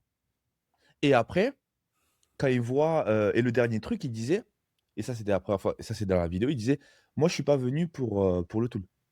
Moi je suis venu pour qu'est-ce qui t'a lead à build le tool, Et ce qui t'a lead à Build the Tool, la manière dont tu le fais avec le design que tu as fait, avec le produit design que tu as fait, c'est toutes les choses que tu as fait dans le passé, Closing Mastery, Setting Mastery, l'e-commerce, qui fait qu'en fait, quand tu me dis quelque chose, tu me sors 5 mots, il y a une raison. Et en fait, c'est ça qu'il veut. Il veut une personne qui a eu l'expérience et tu sais pourquoi tu fais ce que tu fais et ça pèse son pesanteur. Surtout sur une personne qui a autant de volume. Donc pour lui, c'était un alignement parfait par rapport à ça. Pour répondre à ta question, Marc-Antoine, est-ce que vous connaissez le framework Takers, Givers et Matchers de Adam Grant? En Non. gros, c'est un bouquin. Le bouquin, je l'ai pas lu, mais j'avais vu une vidéo qui le résumait. Je trouvais ça assez intéressant. C'est que globalement, selon lui, il y a 3 types de profils. Il y a les takers, il y a les mashers et il y a les givers. Les takers cherchent à extraire un maximum de la relation et on en connaît tous des espèces de parasites qui essayent d'extraire un maximum. Tu avais fait une vidéo là-dessus, Arnaud, qui était très, très bonne d'ailleurs. Il y a les matchers, ceux qui essaient de donner autant qu'ils reçoivent. Et il y a les givers qui essaient de créer, enfin, d'avoir ce que j'appellerais un DCF positif à la fin de toute conversation, que ce soit pour l'un ou l'autre des parties prenantes. Et l'idée, c'est de créer un maximum de valeur, que ce soit pour l'un ou l'autre à long terme. Et je trouve que plus on avance dans le business, plus on rencontre des gens qui sont performants, plus on retrouve des profils surtout de givers qui ont vraiment volonté à créer de la valeur. Et là, finalement, ce que tu exprimes, c'est presque, pour utiliser un anglicisme qui fera crier des criquets, c'est presque une forme de giver's flywheel. C'est-à-dire que tu es arrivé, tu lui as donné énormément de valeur, et lui, il répond en te redonnant beaucoup de valeur, tu lui réponds en lui redonnant de la valeur, et il te répond et finalement, Ouais. ça crée une forme d'inertie de mecs qui aiment créer de la valeur et qui s'en donnent, et ça crée des popcorn, quoi. Et ça, c'est vraiment quelque chose qui se crée lorsqu'on est dans les bons lieux, entouré des bonnes personnes. Et finalement, ça naît bien plus, enfin, ça naît de la relation et de la capacité aussi à créer de la valeur. Et la capacité à créer de la valeur est traduite aujourd'hui dans la qualité du produit iClose, et la relation dans l'intégrité et dans les qualités personnelles d'Isma, quoi. Et en Et ça, réunissant c'est une autre partie de ce que le tu dernier veux. point, Ouais, qui vas-y. est d'être à Bali, dans the place to be actuellement, vu que Dubaï est un petit peu fui et que ça agglomère en tout cas tous les gens qui sont des givers dans son industrie, quoi. Incroyable. T'as mis les mots sur des choses que je pouvais pas, j'ai pas vraiment réussi à faire. C'est-à-dire qu'en fait, un truc, et ça se voit dans la vidéo, il y a un moment donné où je lui drop un truc et je drop massive value pour lui. Et en fait, et d'un côté, il s'arrête. Genre, en gros, ce que j'ai eu l'idée de. En fait, je me suis dit, comment est-ce que je peux faire pour faire en sorte que, euh, évidemment, mon transparent incentive. Ça, j'étais super bon par rapport à ça. Je dis, mon transparent incentive, c'est que je veux que tu pousses iClose comme si c'était ta boîte sans que je te donne de share. Et je lui ai dit de but en blanc, je veux que tu pousses à iClose comme si c'était ta boîte, mais je ne veux pas te donner de share. Parce que ma compagnie est bootstrap. I didn't came this far to come this far. Si on arrive à un moment où on donne des shares à des gens, ça va être les bonnes personnes. Et donc, du coup, j'ai besoin d'avoir un filtre. Voici comment je pense que ça peut fonctionner. On fait un partnership où, évidemment, tu recommandes à l'audience d'utiliser le tool que tu utilises. Et en plus de ça, moi, ce que je veux faire, c'est que je veux que, étant donné qu'on recover de l'argent, on recover la pipeline, je veux faire en sorte que tout le monde sache combien de millions tu as fait recover à ta communauté. Donc, imaginez un dashboard de iClose X Daniel Dallin et vous voyez les millions qui ont été recover. Et donc, du coup, tu verrais, et ça serait en fait un live dashboard où tout le monde pourra aller voir et les millions qui sont générés, genre live, ça fait 15 secondes que je suis là, on a recover 30, 45, 50 000 dollars. Et donc ça, je veux que tu puisses donner à toute ta communauté pour que tu dises, tu vois, t'as pas besoin de leur vendre un produit, t'as pas besoin de leur vendre un programme, t'as pas besoin parce que toi, tu vends pas de programme, mais il faut quand même qu'ils se rappellent de la value que tu leur donnes. Et je veux que tu puisses, je mettrai même pas s'il faut mon nom, avec là, je veux que ce soit toi. Et je veux te transformer en champion. Et le mec, je lui sors ça, il me dit, incroyable, incroyable. Mais le plus important, c'est comment est-ce que moi, je peux t'aider? Est-ce qu'il n'y a pas quelque chose que je peux faire pour toi? Et automatiquement, ça lâche. Et même après, dans le recording, je me suis dit, mais est-ce qu'il s'est pas rendu compte de ce que je viens de lui dire là ou... Non, non. En fait, c'est qu'il était mal à l'aise du fait qu'en fait, je donne tellement que j'arrive avec un truc qui sort de je ne sais où, et le mec, il me redrop encore plus de value derrière. Et en fait, on faisait que ça, que ça. Et quand tu bosses avec des gars comme ça, c'est génial, tu vois. Tu te dis, mais let's go. Let's fucking go. Et voilà. Givers flywheel. Look Mais for c'est good. c'est Voilà, c'est une belle, Ouais. c'est une belle expression. Hein. Ouais. Et Ouais, c'est chercher à s'entourer de givers aussi autour de soi, c'est vraiment quelque chose qui est essentiel. Et pour ça, Faut faut pas give. hésiter à déménager Marc-Antoine, il faut pas hésiter à se créer des calls comme celui qu'on avait pendant 2 ans et demi, qui était celui-là, parce que Ouais. finalement, la meilleure manière de progresser. Et Ah, mais garder aussi les profils takers autour de soi, parce que c'est super intéressant parce que moi, j'ai essayé avec quelques takers sans m'en rendre compte. ouais, Et j'ai give, et eux, ils ont take. Et à la fin, pareil, hein. On a tous connu ça. Et je pense qu'en plus, je pense qu'en général, en gros, les bons givers qui ont encore quelque chose à donner, qui ne sont pas fait milquer par les takers, ils ont un scan. Ils ont un Ouais. espèce c'est-à-dire que pour être un giver et avoir something left, c'est-à-dire que il faut que tu te fasses pas, tu vois, rock pool à chaque corner, à chaque angle, à chaque tournant. Donc, c'est-à-dire qu'en fait, c'est-à-dire que tu as un très bon skills pour voir avec qui tu dois traîner, voir les personnes qu'il faut ignorer, être dans les bonnes rooms, etc. Et donc, du coup, ces personnes-là, quand ils te voient venir, il faut absolument pas que tu sois en mode hey, let's do a partnership, let's do that. J'ai vu Matt, j'étais dans un café, j'ai rencontré plusieurs fois. L'enfer que c'est, mec. T'es posé dans un café, t'as 4-5 mecs qui viennent et qui posent des questions. Et on peut prendre une photo, etc. Quand on va se rencontrer dehors, le mec il est obligé de mettre des casquettes à mode. En fait, quand t'as l'habitude de te faire solliciter tellement de fois que tout le monde veut prendre de toi, prendre. Mais en fait, ils ont une réaction même quand tu vas leur demander quelque chose. Donc, c'est-à-dire qu'il faut donner, en tout cas, les meilleurs givers que j'ai dans mon network, je me rends compte qu'en fait, j'ai bu une relation pendant 3, 4, 5 ans, je leur ai jamais rien demandé. Jamais rien demandé. Et puis, au moment donné, il y a un truc, et c'est même pas à toi de demander, c'est eux qui disent, hé, il y a lui, tiens. Et ils te font des passes décisives comme ça. Donc, c'est presque même pas un truc que tu calcules, en fait. Faut pas le calculer, je pense. Oui, tout à fait. Sinon, t'es sociopathe. ouais, et dans le scan à giver ou taker, ça doit se voir, quoi, aussi. Ok. Moi, je pense que c'est super valuable pour pas mal de En tout cas, monde. c'est pas Dubaï, quoi. T'as pas beaucoup de gars comme ça à Dubaï, je pense. Arnaud? C'est un peu. On peut s'interroger un peu sur, tu vois, l'impact de l'écosystème sur qu'est-ce que ça attire comme profil et comment ça transforme ces profils. Mais c'est vrai qu'en fait, quand tu es dans des écosystèmes un peu à jeu à somme nulle, tu vois, moi par exemple, jamais sur Terre, je vais aller passer du temps dans un monde, dans des lieux ou dans des événements en fait d'infopreneurs, de dropshippers, des commerçants, quoi. C'est la densité. Je vais faire une tentative cet été, mais sinon, jamais de la Terre, je vais là-dedans, quoi. C'est que des mecs en hyperventilation. C'est tech, steal, cheat, lie. C'est. En fait, c'est une vraie interrogation. C'est comment tu arrives finalement, tu vois, à rester dans le flow d'informations, dans le flow de contact, dans le flow de mise en relation et de participer à ça, tout en finalement ne passant le moins de temps possible dans ces industries et dans ces milieux-là, parce que c'est vraiment des trucs des paniques de crabes, tout le monde est en hyperventilation et c'est tout le monde est prêt à tuer n'importe qui pour vivre encore de plus. Surtout là, en plus, je dirais, avec la mer qui se retire un peu, tous ces métiers qui se complexifient, les coûts par lead, les coûts par clic qui sont de plus en plus chers, la concurrence qui est en explosion, parce que finalement, certes, nos industries sont en croissance, mais je dirais le nombre de coachs qui forment des mecs à rentrer sur l'industrie est encore plus en croissance, et le nombre d'humains en panique complet qui veulent réussir dans cette industrie encore plus en croissance que l'industrie elle-même, que c'est vraiment devenu en fait assez délétère, quoi. Mais c'est ça que trouver, moi du coup, c'est ça que, ouais, c'est ça que trouver le filtre, développer l'intuition, fréquenter ce qu'il faut sans forcément passer trop de temps. Pas évident, après moi, les relations sociales, j'ai toujours un peu du mal, quoi, donc ça aide pas trop, quoi. Mais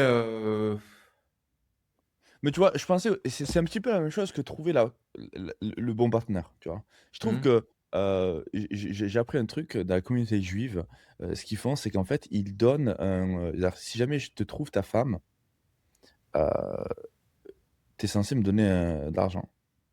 Ouais, un reward. truc, Ouais. Et je trouvais que c'était génial parce qu'en fait, les meilleures intros, c'est du referral. Les meilleures intros de deals, d'amis. Tu vois, si jamais je sais que, disons qu'Arnaud est célibataire et Arnaud est loadé, et et je suis marié. Je vois une frappe atomique smart, sharp, clever, parfait. J'ai pas envie qu'elle aille trouver un plouc ou parce que je peux faire de l'argent dessus. Donc en fait, du coup, je vais les trois. Je vais faire un repas. Je vais faire un repas. C'est net, ça.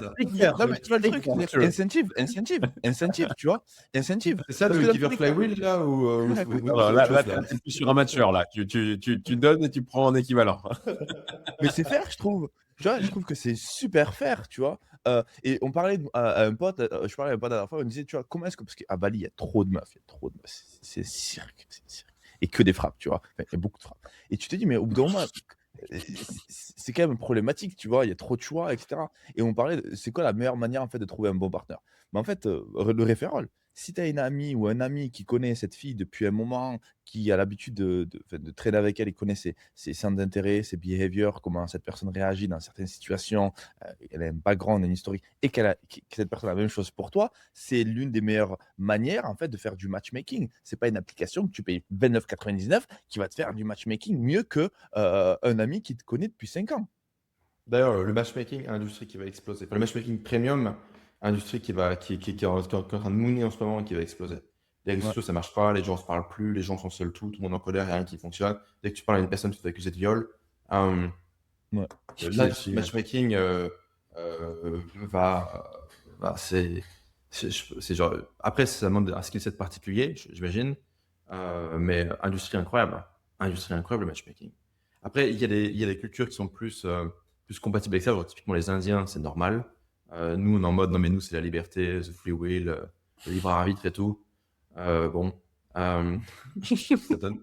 Le libre arbitre. Ils sont marrants, les gens.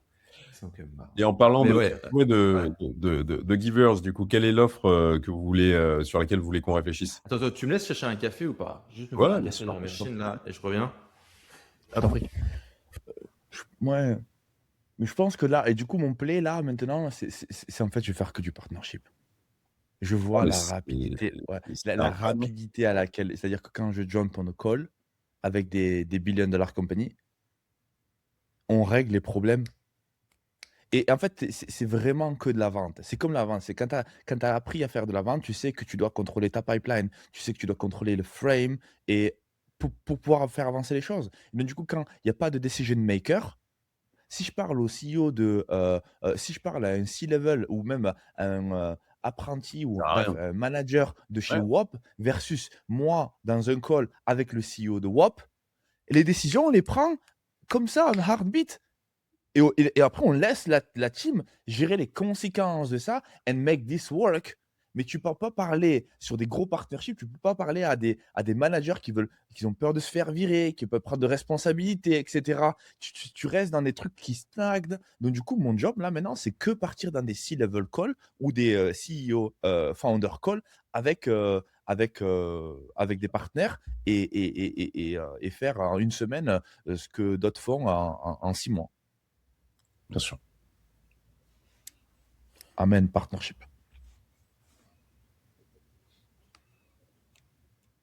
T'es Non, là, muté, on t'entend pas. T'es muté. T'es muté encore. Je peux t'unmute si tu veux. Je peux te redonner la Vas-y. parole. Mais on t'entend pas quand même. Je sais pas ce que t'as branlé. Hein. Les écouteurs qui sont pas branchés. C'est bon, là, on voit que C'est bon. c'est bon. C'est bon. Du coup, l'offre à étiquette. L'offre Ouais. l'offre de consulting. Et d'autres offres de Je- givers. Ok. Bon, en gros, on s'est rendu compte avec Smack à dose homéopathique, en part-time, on fait pas mal d'advisoring. Advisoring slash consulting, slash juste make shit happens. Pour des funders qui vont faire entre 50K et 1 million par mois, enfin pour être une fourchette large, où en fait on arrive, moi dans mon cas je vais démonter, remonter la copie, démonter, remonter des business units pour eux, assez rapidement, assez facilement. Quand ils me demandent des trucs, je veux faire, j'ai un problème de closer, etc. Je fais, oula, attends, moi je parle pas avec ces humains-là, j'envoie à Isma, hop, il démonte, il remonte en quelques heures, et ça unlock énormément de enterprise value, quoi. Enfin, et juste de cash flow, de thunes de pognon, etc. Sur finalement un job où ce qu'on va faire avec eux, c'est qu'on va dézoomer. D'ailleurs, il y a un certain nombre de ces mecs, Rémi, que j'ai pu t'envoyer ou t'introduire, au moins 2 ou 3. C'est typiquement, tu vois, ce genre de profil, on peut pas nommer, mais tu vois, des gens qui sont on va dire, jeunes, pas encore très sophistiqués, mais en route pour être très sophistiqués dans pas longtemps, qui font beaucoup de pognon mais en fait, c'est le bordel, quoi. Parce que leur croissance est un bordel, quoi. Et finalement, notre job, c'est de zoomer, dézoomer, quoi. Donc, zoomer, c'est, attends, vas-y, ok, formulaire, conversion, titre, copie, call setting, machin, etc. Et dézoomer, c'est, ok, structuration, que ça tu fais pas, cette décision, tu le fais pas, ce partenariat, tu le fais pas. Ça, c'est des conneries, si tu fais, à lui, tu lui parles. Tu fais pas all-in sur Solana, non, tu vas appeler Rémi à la place. Tu fais des trucs comme ça, quoi. Non, mais en fait, in fine, Ouais. au pire cas, c'est vraiment été ça, hein. C'est, non, mais t'arrêtes tes conneries et vas-y, Juste aussi, ad manager, main Amex, voilà. Tu vois, c'est genre, au bout d'un moment, les gars, j'ai spend peut-être 8-10 millions en ads, j'aurais juste foutu une Amex au début.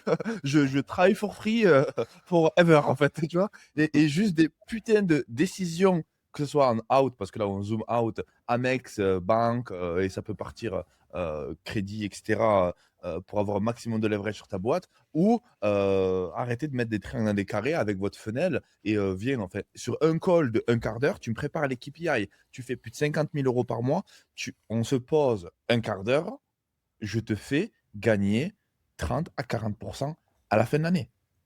C'est sûr, avec un high level of confidence, que il est quasiment impossible de ressortir du call sans avoir des golden nuggets. Et c'est de plus en plus facile de le faire lorsqu'un gars est en train de faire 50, 100, 200, 300, 500, 1 million par mois. c'est souvent que ces mecs, en fait, ils vont un peu naturellement vers nous, mais d'une manière un peu déconstruite, quoi. C'est qu'il n'y a pas d'offre, il n'y a pas de truc, il n'y a pas de. Soit c'est en mode, bah, on prend un call, on dit, vas-y, je règle ton problème, il n'y a pas de souci. Bah, t'es en mode giver, quoi. Attends, vas-y, c'est quoi ton truc? Attends, ça se règle en 30 minutes. Vas-y, tu fais ça, tu fais pas ça, etc. Ou dans notre cas, c'est plus de taf. Et donc, on va dire, ok, bah, file-moi 30K ou 40K et chiffre un peu aléatoire et vas-y, je te règle ton truc et ça va tourner. Et en fait, tu vas faire x10, x20 sur ton investissement en 3 mois. Donc, en fait, tu t'en fous. Et les mecs s'en foutent. Parce qu'en fait, ce qui est intéressant, c'est que le pricing, ils s'en foutent. Ouais. Tu dis c'est 25, ouais, je m'en fous, c'est 45, ouais, je m'en fous, c'est 30, ouais, je m'en fous. Là que tu m'as envoyé, c'était 50.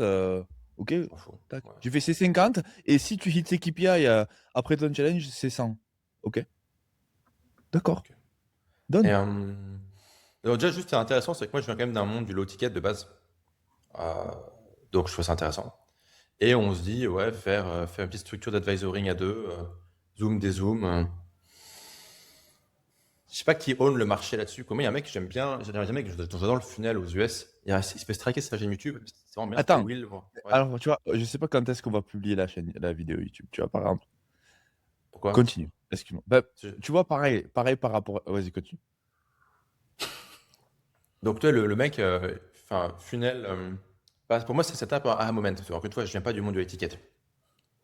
Le mec, vidéo, joue dans les vidéos, il parle de ce qu'il aurait aimé savoir il y a un an. Grosso modo, c'est tout. Il s'appelait Will Brown, enfin, William Brown, mais il s'est fait striker sa chaîne YouTube. Après, derrière, t'as Cole. 200 000 followers sur sa Ouais. chaîne YouTube qui s'est fait striker. Le call, c'est bon, l'offre, c'est vachement simple. C'est le mec, il t'accompagne un mois 10K, 3 mois 25K dollars, 6 mois 45. Et la base, enfin le modèle, alors, avec mes mots que je mets moi, mais c'est pas les mots qu'ils utilisent eux, c'est en gros ni pute ni fonctionnaire, quoi. C'est le gars, c'est pas fonctionnaire, donc en gros, tu peux l'appeler un peu quand tu veux. Il trouve un créneau dans la semaine pour régler ton problème. D'ailleurs, le hack de ouf qu'il avait implémenté, qu'il m'avait expliqué, c'était en fait, d'abord, il disait, tu as le droit à un call par semaine. Du coup, tout le monde prenait le call par semaine. Du coup, tu es toujours pris. S'il dit, par contre, tu m'appelles quand tu veux, les mecs vont pas te déranger pour rien. Ils vont pas venir pour un call pour rien. Du coup, il avait réduit de 30 à 40% le nombre de calls qu'il faisait avec les clients. Super astucieux. Et après, il avait rajouté là-dessus un truc en plus qui est, écoute, si c'est un truc à la con, tu m'envoies un audio. L'audio ne peut pas faire plus d'une minute, parce que sinon, tu t'en sors pas. Et si je peux te le régler en audio, je te le règle en audio ou en loom. Là, pareil, tu réduis de 30 à 40% le nombre de calls que tu fais. En tout cas, funnel méga simple, offre méga simple. Donc, ni pute ni fonctionnaire. Donc, en gros, enfin, pas fonctionnaire, ça veut dire qu'en gros, tu te rends disponible. Et bah, pute, c'est bon, tu m'envoies pas un audio de 14 minutes à 2h du mat, quoi. Et je trouve qu'en fait, je trouve que le funnel était super, l'offre était intéressante. Puis avec Isma, on dit, ouais, elle fait un truc un peu dans cette direction-là. Peut-être un peu plus cher quand même, pour filtrer un peu plus sévèrement. Puis aussi, voilà quoi. Aussi, je bosse. Ouais, voilà. Je suis pas bosser au gratos. Le truc qui est intéressant avec ça, c'est que avec le format de communication, c'est en fait ça va forcer la personne à être très claire et définir exactement ce dont elle a besoin, quelle est sa problématique. Et en fait, si je sais en plain French, donc si tu me l'écris en fait, entre 4 lignes, ton problème, je te le règle. Donc, du coup, après, en général, c'est oui, mais ça, mais mon tonton, quand j'avais 4 ans, etc. Donc, ça, en fait, c'est vrai que tu veux parler avec des gars qui printent déjà, et comme ça, tu fais ça, ok, make sense, il transfère à sa team exécute. Euh, et par exemple, par rapport au gars que tu viens de faire, que tu viens d'énumérer, c'est un pote à Matt, Ok.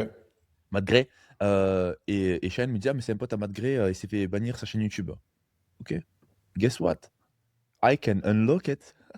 Et donc, du coup, je sais très bien comment je vais aller avec justement cette personne-là. C'est quoi le prix si j'arrive à te re-estate ta chaîne YouTube à 200 000 followers? Parce que là, il galère sur sa chaîne YouTube. Là. Il a 4 000 followers, je crois, il fait des 50 vues par vidéo. Et moi, là, j'ai la possibilité, j'ai des plugs, il y a peut-être des possibilités, tu vois, pour, boum, re-estate, revoir un niveau revoir la décision de la plateforme rouge. Et donc, du coup, avoir des personnes avec des contacts comme le mien et ceux d'Arnaud sur WhatsApp, Ça n'a pas de valeur. ouais, Mhm. Non, c'est une valeur si immense. c'est 50K. Si c'est 50K. Ouais. C'est ça. Mais et parce que j'ai pas envie de repartir en low ticket low ticket moins de 5 000 euros parce que j'ai pas Ouais. envie d'avoir de closer, j'ai pas envie de repartir sur la prostitution émotionnelle, avoir à gérer les trucs, parler à des gars smart. Moi, mon transparent incentive, c'est avoir des personnes qui printent, pouvoir avoir encore plus de visibilité sur le day-to-day.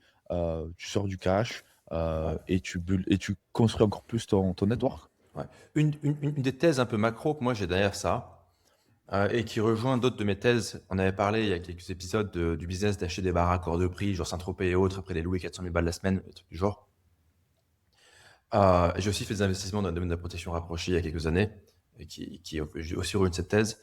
C'est en fait, on a l'impression que les nouveaux riches, donc un peu les clampins d'Internet qui par accident, enfin on a l'impression que c'est par accident, ils font 5 millions par an, et tu vois, enfin, on a l'impression que ces mecs-là, c'est des anomalies statistiques, en mode ouais, mais en fait, bon, c'est des accidents, quoi, tu vois, ça arrive. Il y a tellement de mecs qui jouent au loto du quasi, enfin, du capitalisme digital qui est bien con que de gagner de 100 ans. Et en fait, je pense qu'on passe de l'accident statistique à un fait social, au sens où il y a vraiment une vraie cohorte de gens qui a une énorme homogénéité idéologique et culturelle, qui est assez fractalisée géographiquement, et encore pas tant que ça, parce que finalement, c'est réparti sur 5 hotspots. Dubaï, on va voir ce que ça va donner, Bali, bon, je sais pas ce qu'il y a d'autre, mais bon, enfin, Thaïlande, donc, trucs comme ça, quoi. Et en fait, je pense que c'est une vraie Une cohorte classe sociologique. socio-éco. Ouais, Ouais. c'est une classe éco. C'est les nouveaux riches. Et en fait, personne n'a trop envie de comprendre que si eux, ils font pas de la merde, si ces mecs-là font pas de la, pour le moment, ils font de la merde. Mais s'ils font pas de la merde en termes de structuration, et là, ça, du coup, Rémi, forcément, ça te parlera, et Marc-Antoine qui a bossé dans la banque aussi, mais s'ils font pas de la merde en termes de structuration, c'est des mecs, en fait, qui, pour beaucoup, finiront avec des patrimoines en centaines de millions dans 15 ans, quoi. Dans 10 ans, enfin, en fonction de l'accélération ou pas de ces business. Sauf qu'aujourd'hui, ils sont pas structurés. C'est, ah bah, je fais le con, je vais dans un environnement à zéro taxe, mais du coup, j'ai aussi zéro vraie banque. Je parlais avec des mecs, là, je parlais avec des Pioneer. mecs. Pioneer. Hein Le ouais, gars je suis sur Pioneer. Pioneer. Tu sais, je parlais des mecs qui étaient super fiers d'être débancarisés. Putain, on a fait un setup de dingue où on arrive en fait, à recevoir les virements Stripe sur Kraken. Alors, l'acrobatie, pas possible. On n'a pas de compte en banque. Mais les mecs étaient trop fiers. Et je dis, ah ouais, les mecs. Et puis bien, le système, il va cramer, le dollar, il va à zéro. Je fais mes raisons de plus de t'endetter comme un bâtard. Enfin, genre, si vraiment, cette thèse, c'est que ça va à zéro, mais c'est merde. Mec, il faut que tu t'endettes et que tu achètes des vrais trucs, quoi, parce que c'est gratuit dans ce cas-là. Faut y aller. Et les types, tu vois, les mecs brillants, lancent plusieurs boîtes de SaaS, qui font, tu vois, du 6-7 fig par an, structurés, intelligents, quoi. Et les mecs étaient trop fiers d'être, en gros, au service du système, quoi. Mais tu vois, je pense que les nouveaux riches, en fait, on se demande un peu qui va racheter les hôtels particuliers à Paris et ce genre de conneries. En fait, c'est ces mecs-là dans 10 ans, quoi. Et en fait, on a du mal à l'accepter parce que c'est des clampins, c'est des débiles, c'est des mecs qui prennent des risques complètement cons, qui pour beaucoup n'ont pas fait beaucoup d'études, même si là, on sent que c'est un peu en train de changer quand même. On est quand même sur un milieu qui attend de se professionnaliser, avec des mecs un peu plus structurés qui arrivent. Enfin, non pas toi, Isma, mais sinon les autres. T'as fait des études, toi? J'ai arrêté à 14 ans. Bah voilà, ok, tu vois, bon voilà, très bien. Mais tu vois, en fait, le fait que En fait, moi, ce que je trouve passionnant, c'est que c'est une vraie cohorte, c'est un vrai fait social, enfin sociologique. C'est une vraie classe sociale transnationale et à qui il faut vendre des trucs, des services. Donc, tu vois, de la protection rapprochée quand ils vont se promener avec leur Richard Mille sur la Côte d'Azur, des trucs comme ça. Des baraques hors de prix à louer, un consulting qui est dédié finalement à leurs problématiques. Il n'y a pas un truc copier-coller à la con. Et je trouve ça passionnant en fait. Je trouve que le fait de.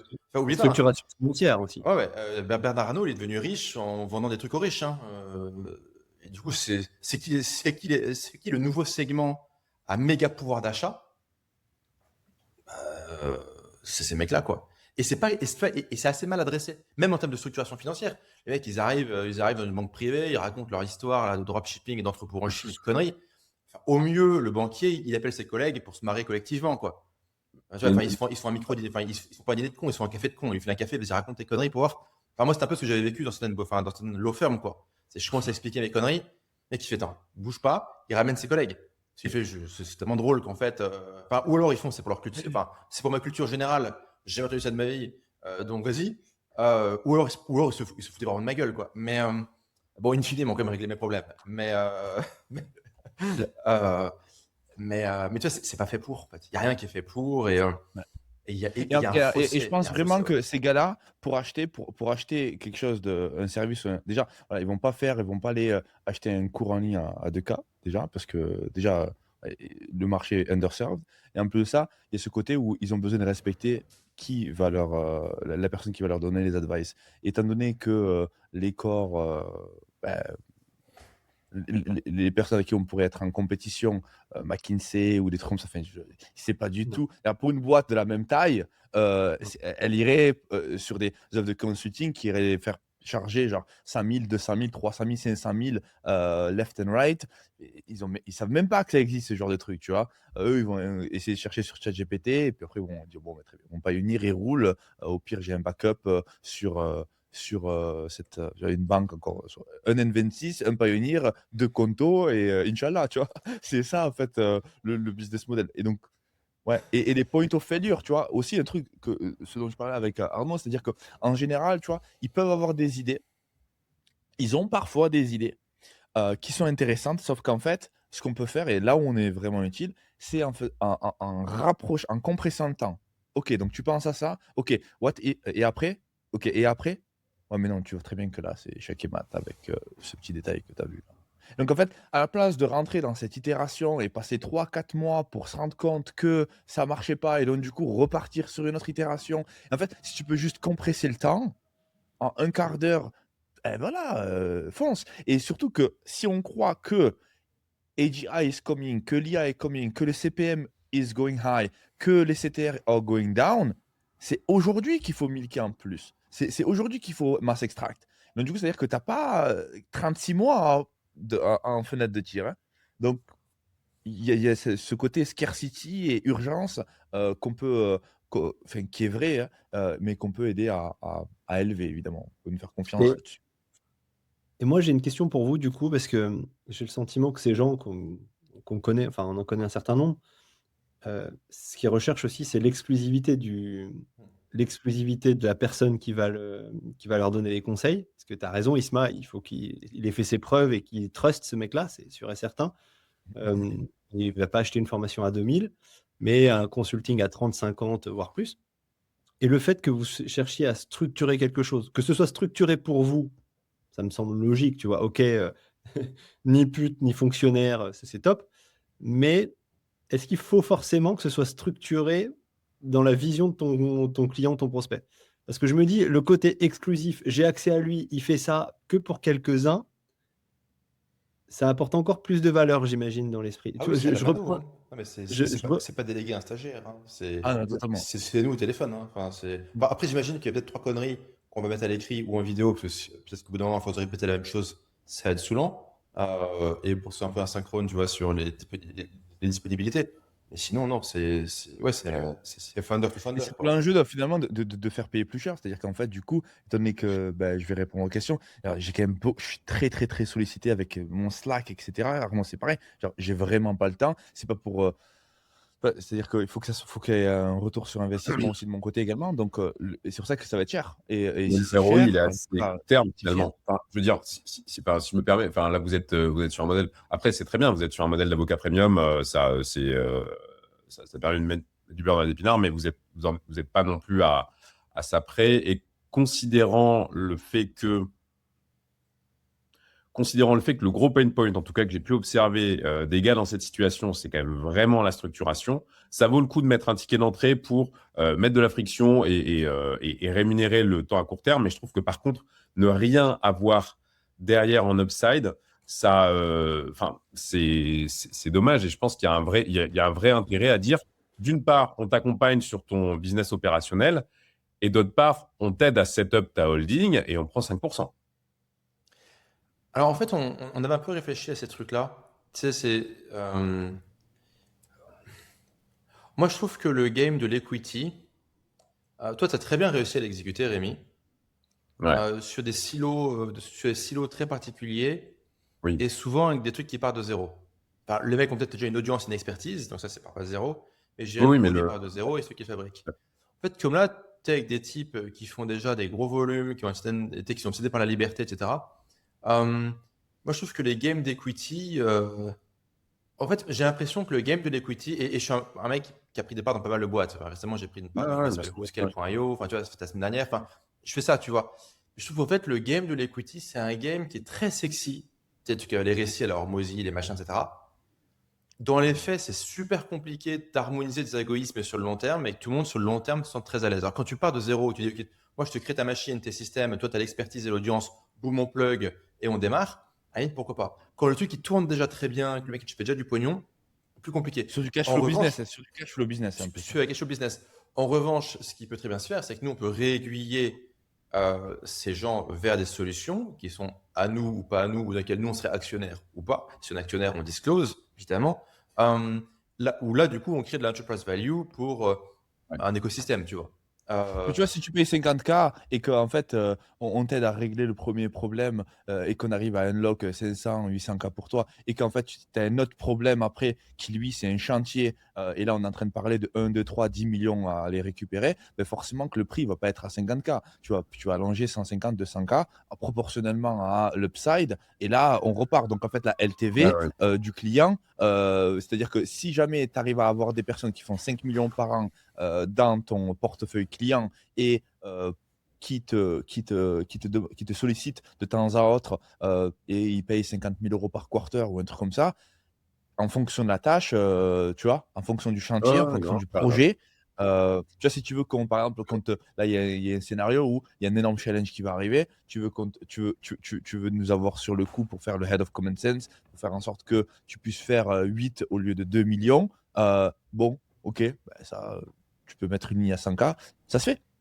Et Isma, toi, je le vois plus pour Isma d'ailleurs que pour Arnaud, mais enfin, tu as tellement de participation dans des business que tu dois aussi le voir à ce niveau-là, Arnaud. Mais Isma, toi, de toute façon, si on revient sur le point précédent qui était mon job, c'est de faire des partnerships, c'est de parler à des gens smart, des gens qui comptent.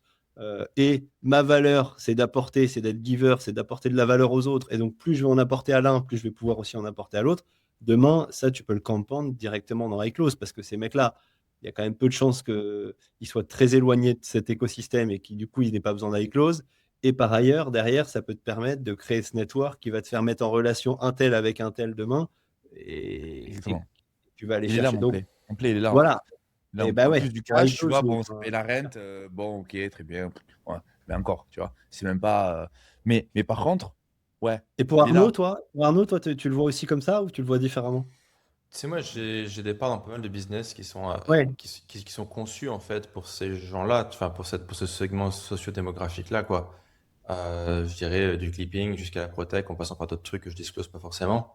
Euh, donc, en fait, en fait, vraiment, en fait, je suis presque passionné, peut-être presque plus en termes de sociologue en herbe, tu vois, par cette cohorte-là, en fait.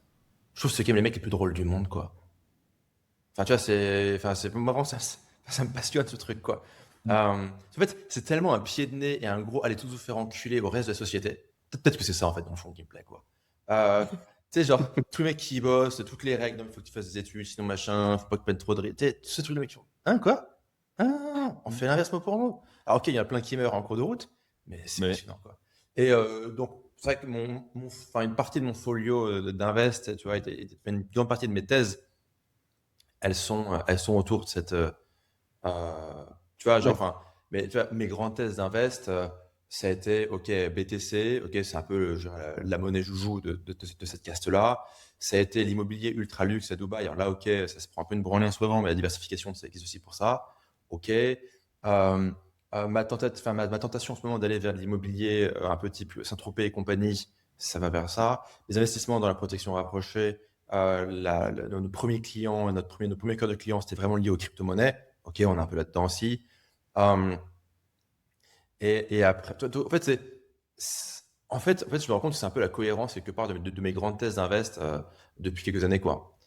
Et d'allocation de temps et d'énergie et de capitaux, quoi. Le seul challenge, je pense, ça va vraiment être en fait, et c'est ce que je disais hier avec Arnaud, c'était qu'en fait, ça va être un formulaire iClosed. Les gars, ils vont arriver, vous mettre leurs détails.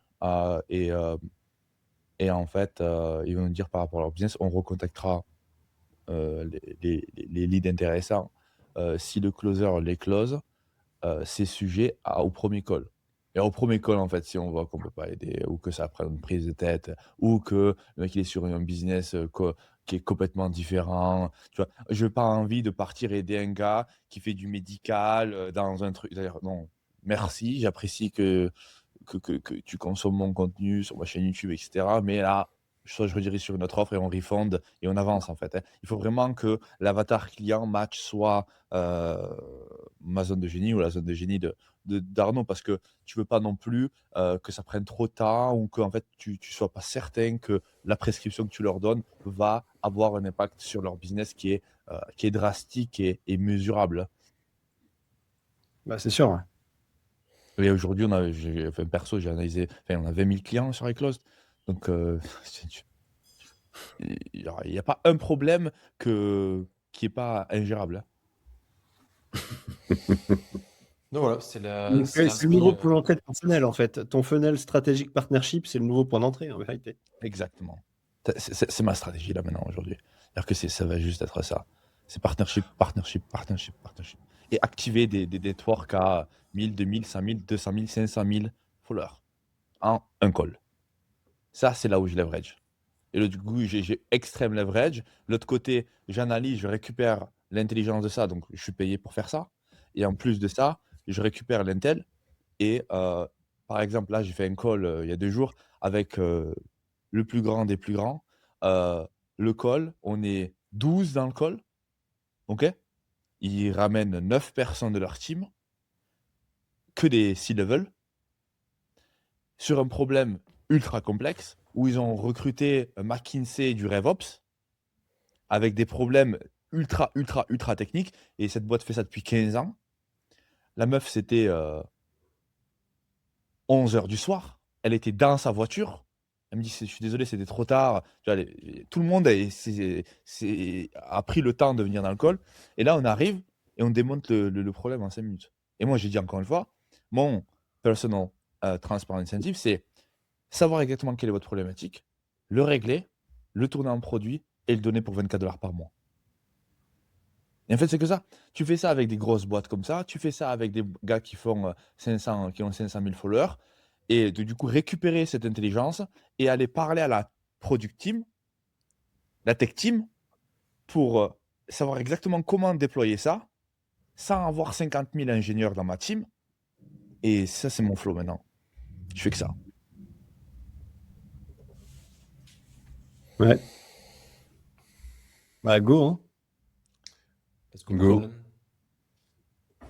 Et conserver quand même la petite lanterne allumée d'aller chercher quand même parce que il y a les transactional deals et des capital deals, et je trouve que ça vaut quand même toujours le coup d'avoir la lanterne allumée du capital deal à potentiellement activer demain, et qui peut être dans un sens ou dans l'autre. C'est-à-dire que si un jour vous songez à faire du secondaire sur une de vos boîtes, ben, ça peut être aussi une manière d'aller chercher voilà, tu filmes. Et donc, Totalement. Mais gardez cette lanterne c'est allumée. des boîtes, Réfléchis. Rémi, c'est pas des boîtes qui. Enfin, tu vois, il y a le print du cash. Donc, il faut savoir le gérer. Après, l'envoyer à des gens qui savent le gérer, ça, je pense que c'est bien ton métier. Mais après, ces boîtes en tant que telles, elles valent pas grand-chose. Et Non, mais s'ils par sont contre, pas alignés avec on est leur Non, mais logique. ils disent actionnaire, par rapport au secondaire. En fait, ils disaient par rapport au secondaire. Imagine, on a un network de 100, 200, 300 personnes. Ils font tous 5 millions par an. ah, J'arrive et je dis, OK, les gars, OK, créez groupe chat. Daniel, Matt et les 300 autres. On lève 30 millions. Vous avez 48 heures. Voici le link du Google Drive avec tous les documents. Envoyez-les-moi à isma@icloud.io. Et en fait, bam, bam, et tu lèves des sommes astronomiques quand tu veux partir aller défoncer HubSpot, si ever. Et ça. Et du coup, tu donnes une opportunité, en plus d'avoir aidé ces personnes qui sont pas justement, ils ont qu'un support, tu leur donnes accès à des opportunités, des deals que encore une fois tu pourrais jamais avoir. C'est un petit peu ce School a fait au début. Ouais, bon, après, le Mm. côté un peu deal et tout, je pense que c'est pas tellement la vibe sur laquelle on veut communiquer le truc. C'est sinon tu finis un peu dans sur de club deal à la con, là. C'était Sauf la pas vibe un pour un direct, bruit. mais là on en Mais parlait ouais, par rapport. Ouais. mais c'est vrai qu'après, en side conséquence Ouais. de ça, bon, après il se passe ce qui va se passer, mais ça, Ouais. après, j'irai pas du tout l'amener sur cette thématique du club deal. Je trouve que c'est trop sketchy, c'était un peu trop pourri par des acteurs un peu, voilà, que je pourrais pas forcément nommer. Mais, Tu veux pas, pour 5 000 euros, tu vas rentrer dans mon club d'investisseurs. et tu Et pourras je acheter des te villas, garantis. tu pourras acheter 200 villas à Marrakech. Mais je sais plus c'est quoi l'histoire. Mais non, ça non. Euh, mais bref. Ouais. Vous en pensez quoi du coup? c'est un super levier pour vos business. Euh, aider les mecs à scaler hyper rapidement, réduire le temps, enfin, c'est super. Vous avez clairement tout ce qu'il faut pour aider ces mecs-là. Donc, non, c'est hyper smart. Le seul petit truc, c'est il faut être clair sur pas trop de défocus pour vous, mais à la fois, si c'est ton entrée de ton funnel et c'est ta stratégie, et tu te dis, je me laisse 4, 5, 8 heures par semaine sur ce point-là, qui en fait va compound pendant des mois et des mois et des mois, et ça va me servir dans les années à venir, c'est hyper smart. C'est juste, faut pas que ça devienne un pur défocus de, Ouais. en fait, ça m'excite d'aider les mecs, je me sens puissant, je me sens fort, et à côté de ça, du coup, tu passes Ouais. peut-être à côté de choses par rapport à ce que tu es en train de construire sur iClose ou Arnaud sur tes autres business, tu vois. Et ce qui est top, c'est qu'on peut Ouais. contrôler le lead flow. C'est qu'au bout d'un moment, on peut dire, OK, il n'y a pas d'entrée pendant les 3 prochains mois. Moi, je suis Et en busy, plus, il y a ça qui se c'est passe. l'exclusivité qui fait la valeur. Ouais. Puis demain, on peut faire un event, on peut rencontrer tout ça, tout Après, ce dans la beau monde quelque perspective, part. vous allez quand même créer la force des consultings auxquels j'ai pu souscrire, etc. C'était toujours le fait de finalement, après que le high player soit passé, tu te retrouves avec un actif que tu n'avais pas avant et qui va rester sur du très long terme. Voilà, la manière dont on a construit le two-step checkout qu'on a et qu'on a reproduit dans plein de boîtes, ça a été, c'était un gars qui me l'avait mis en place et ça a été un actif ensuite que j'ai réutilisé partout. Et de ce point de vue-là, je pense que, en tout cas, vis-à-vis de votre offre, je trouve que le sujet du pricing n'a pas été très clair. Et je pense qu'il y a un vrai enjeu à ne pas le faire qu'en une fois, mais à le réfléchir au moins en 2 fois avec ce que font, en règle générale, d'ailleurs, les boîtes de consulting, 20 à 30% au début et le reste à la fin si les KPI sont atteints. Et donc, tu démarres avec du 20, 30 000, 40 000. Et ensuite, le gros upside, tu l'as une fois que t'as fait atteindre, une fois que les résultats ont été atteints. Et c'est bien plus simple de payer 100 000 balles une fois que tu as fait 1 million que de payer 100 000 balles direct, quoi. Et donc, la LTV serait de ce point de vue-là maximisée de par les résultats que vous apportez, ce qui est cohérent. Ouf. Ouais, mais là, tu n'as pas un enjeu de suivi sur le delivery et l'exécution? A priori. Bah, tu fixes les On va voir. KPI. Après, tu vois, Là, on si c'est sur un funnel, OK, on prend le gars qui est un funnel. Je te prends un gars comme Daniel. Moi, je te délivre le code en un quart d'heure. La team implémente.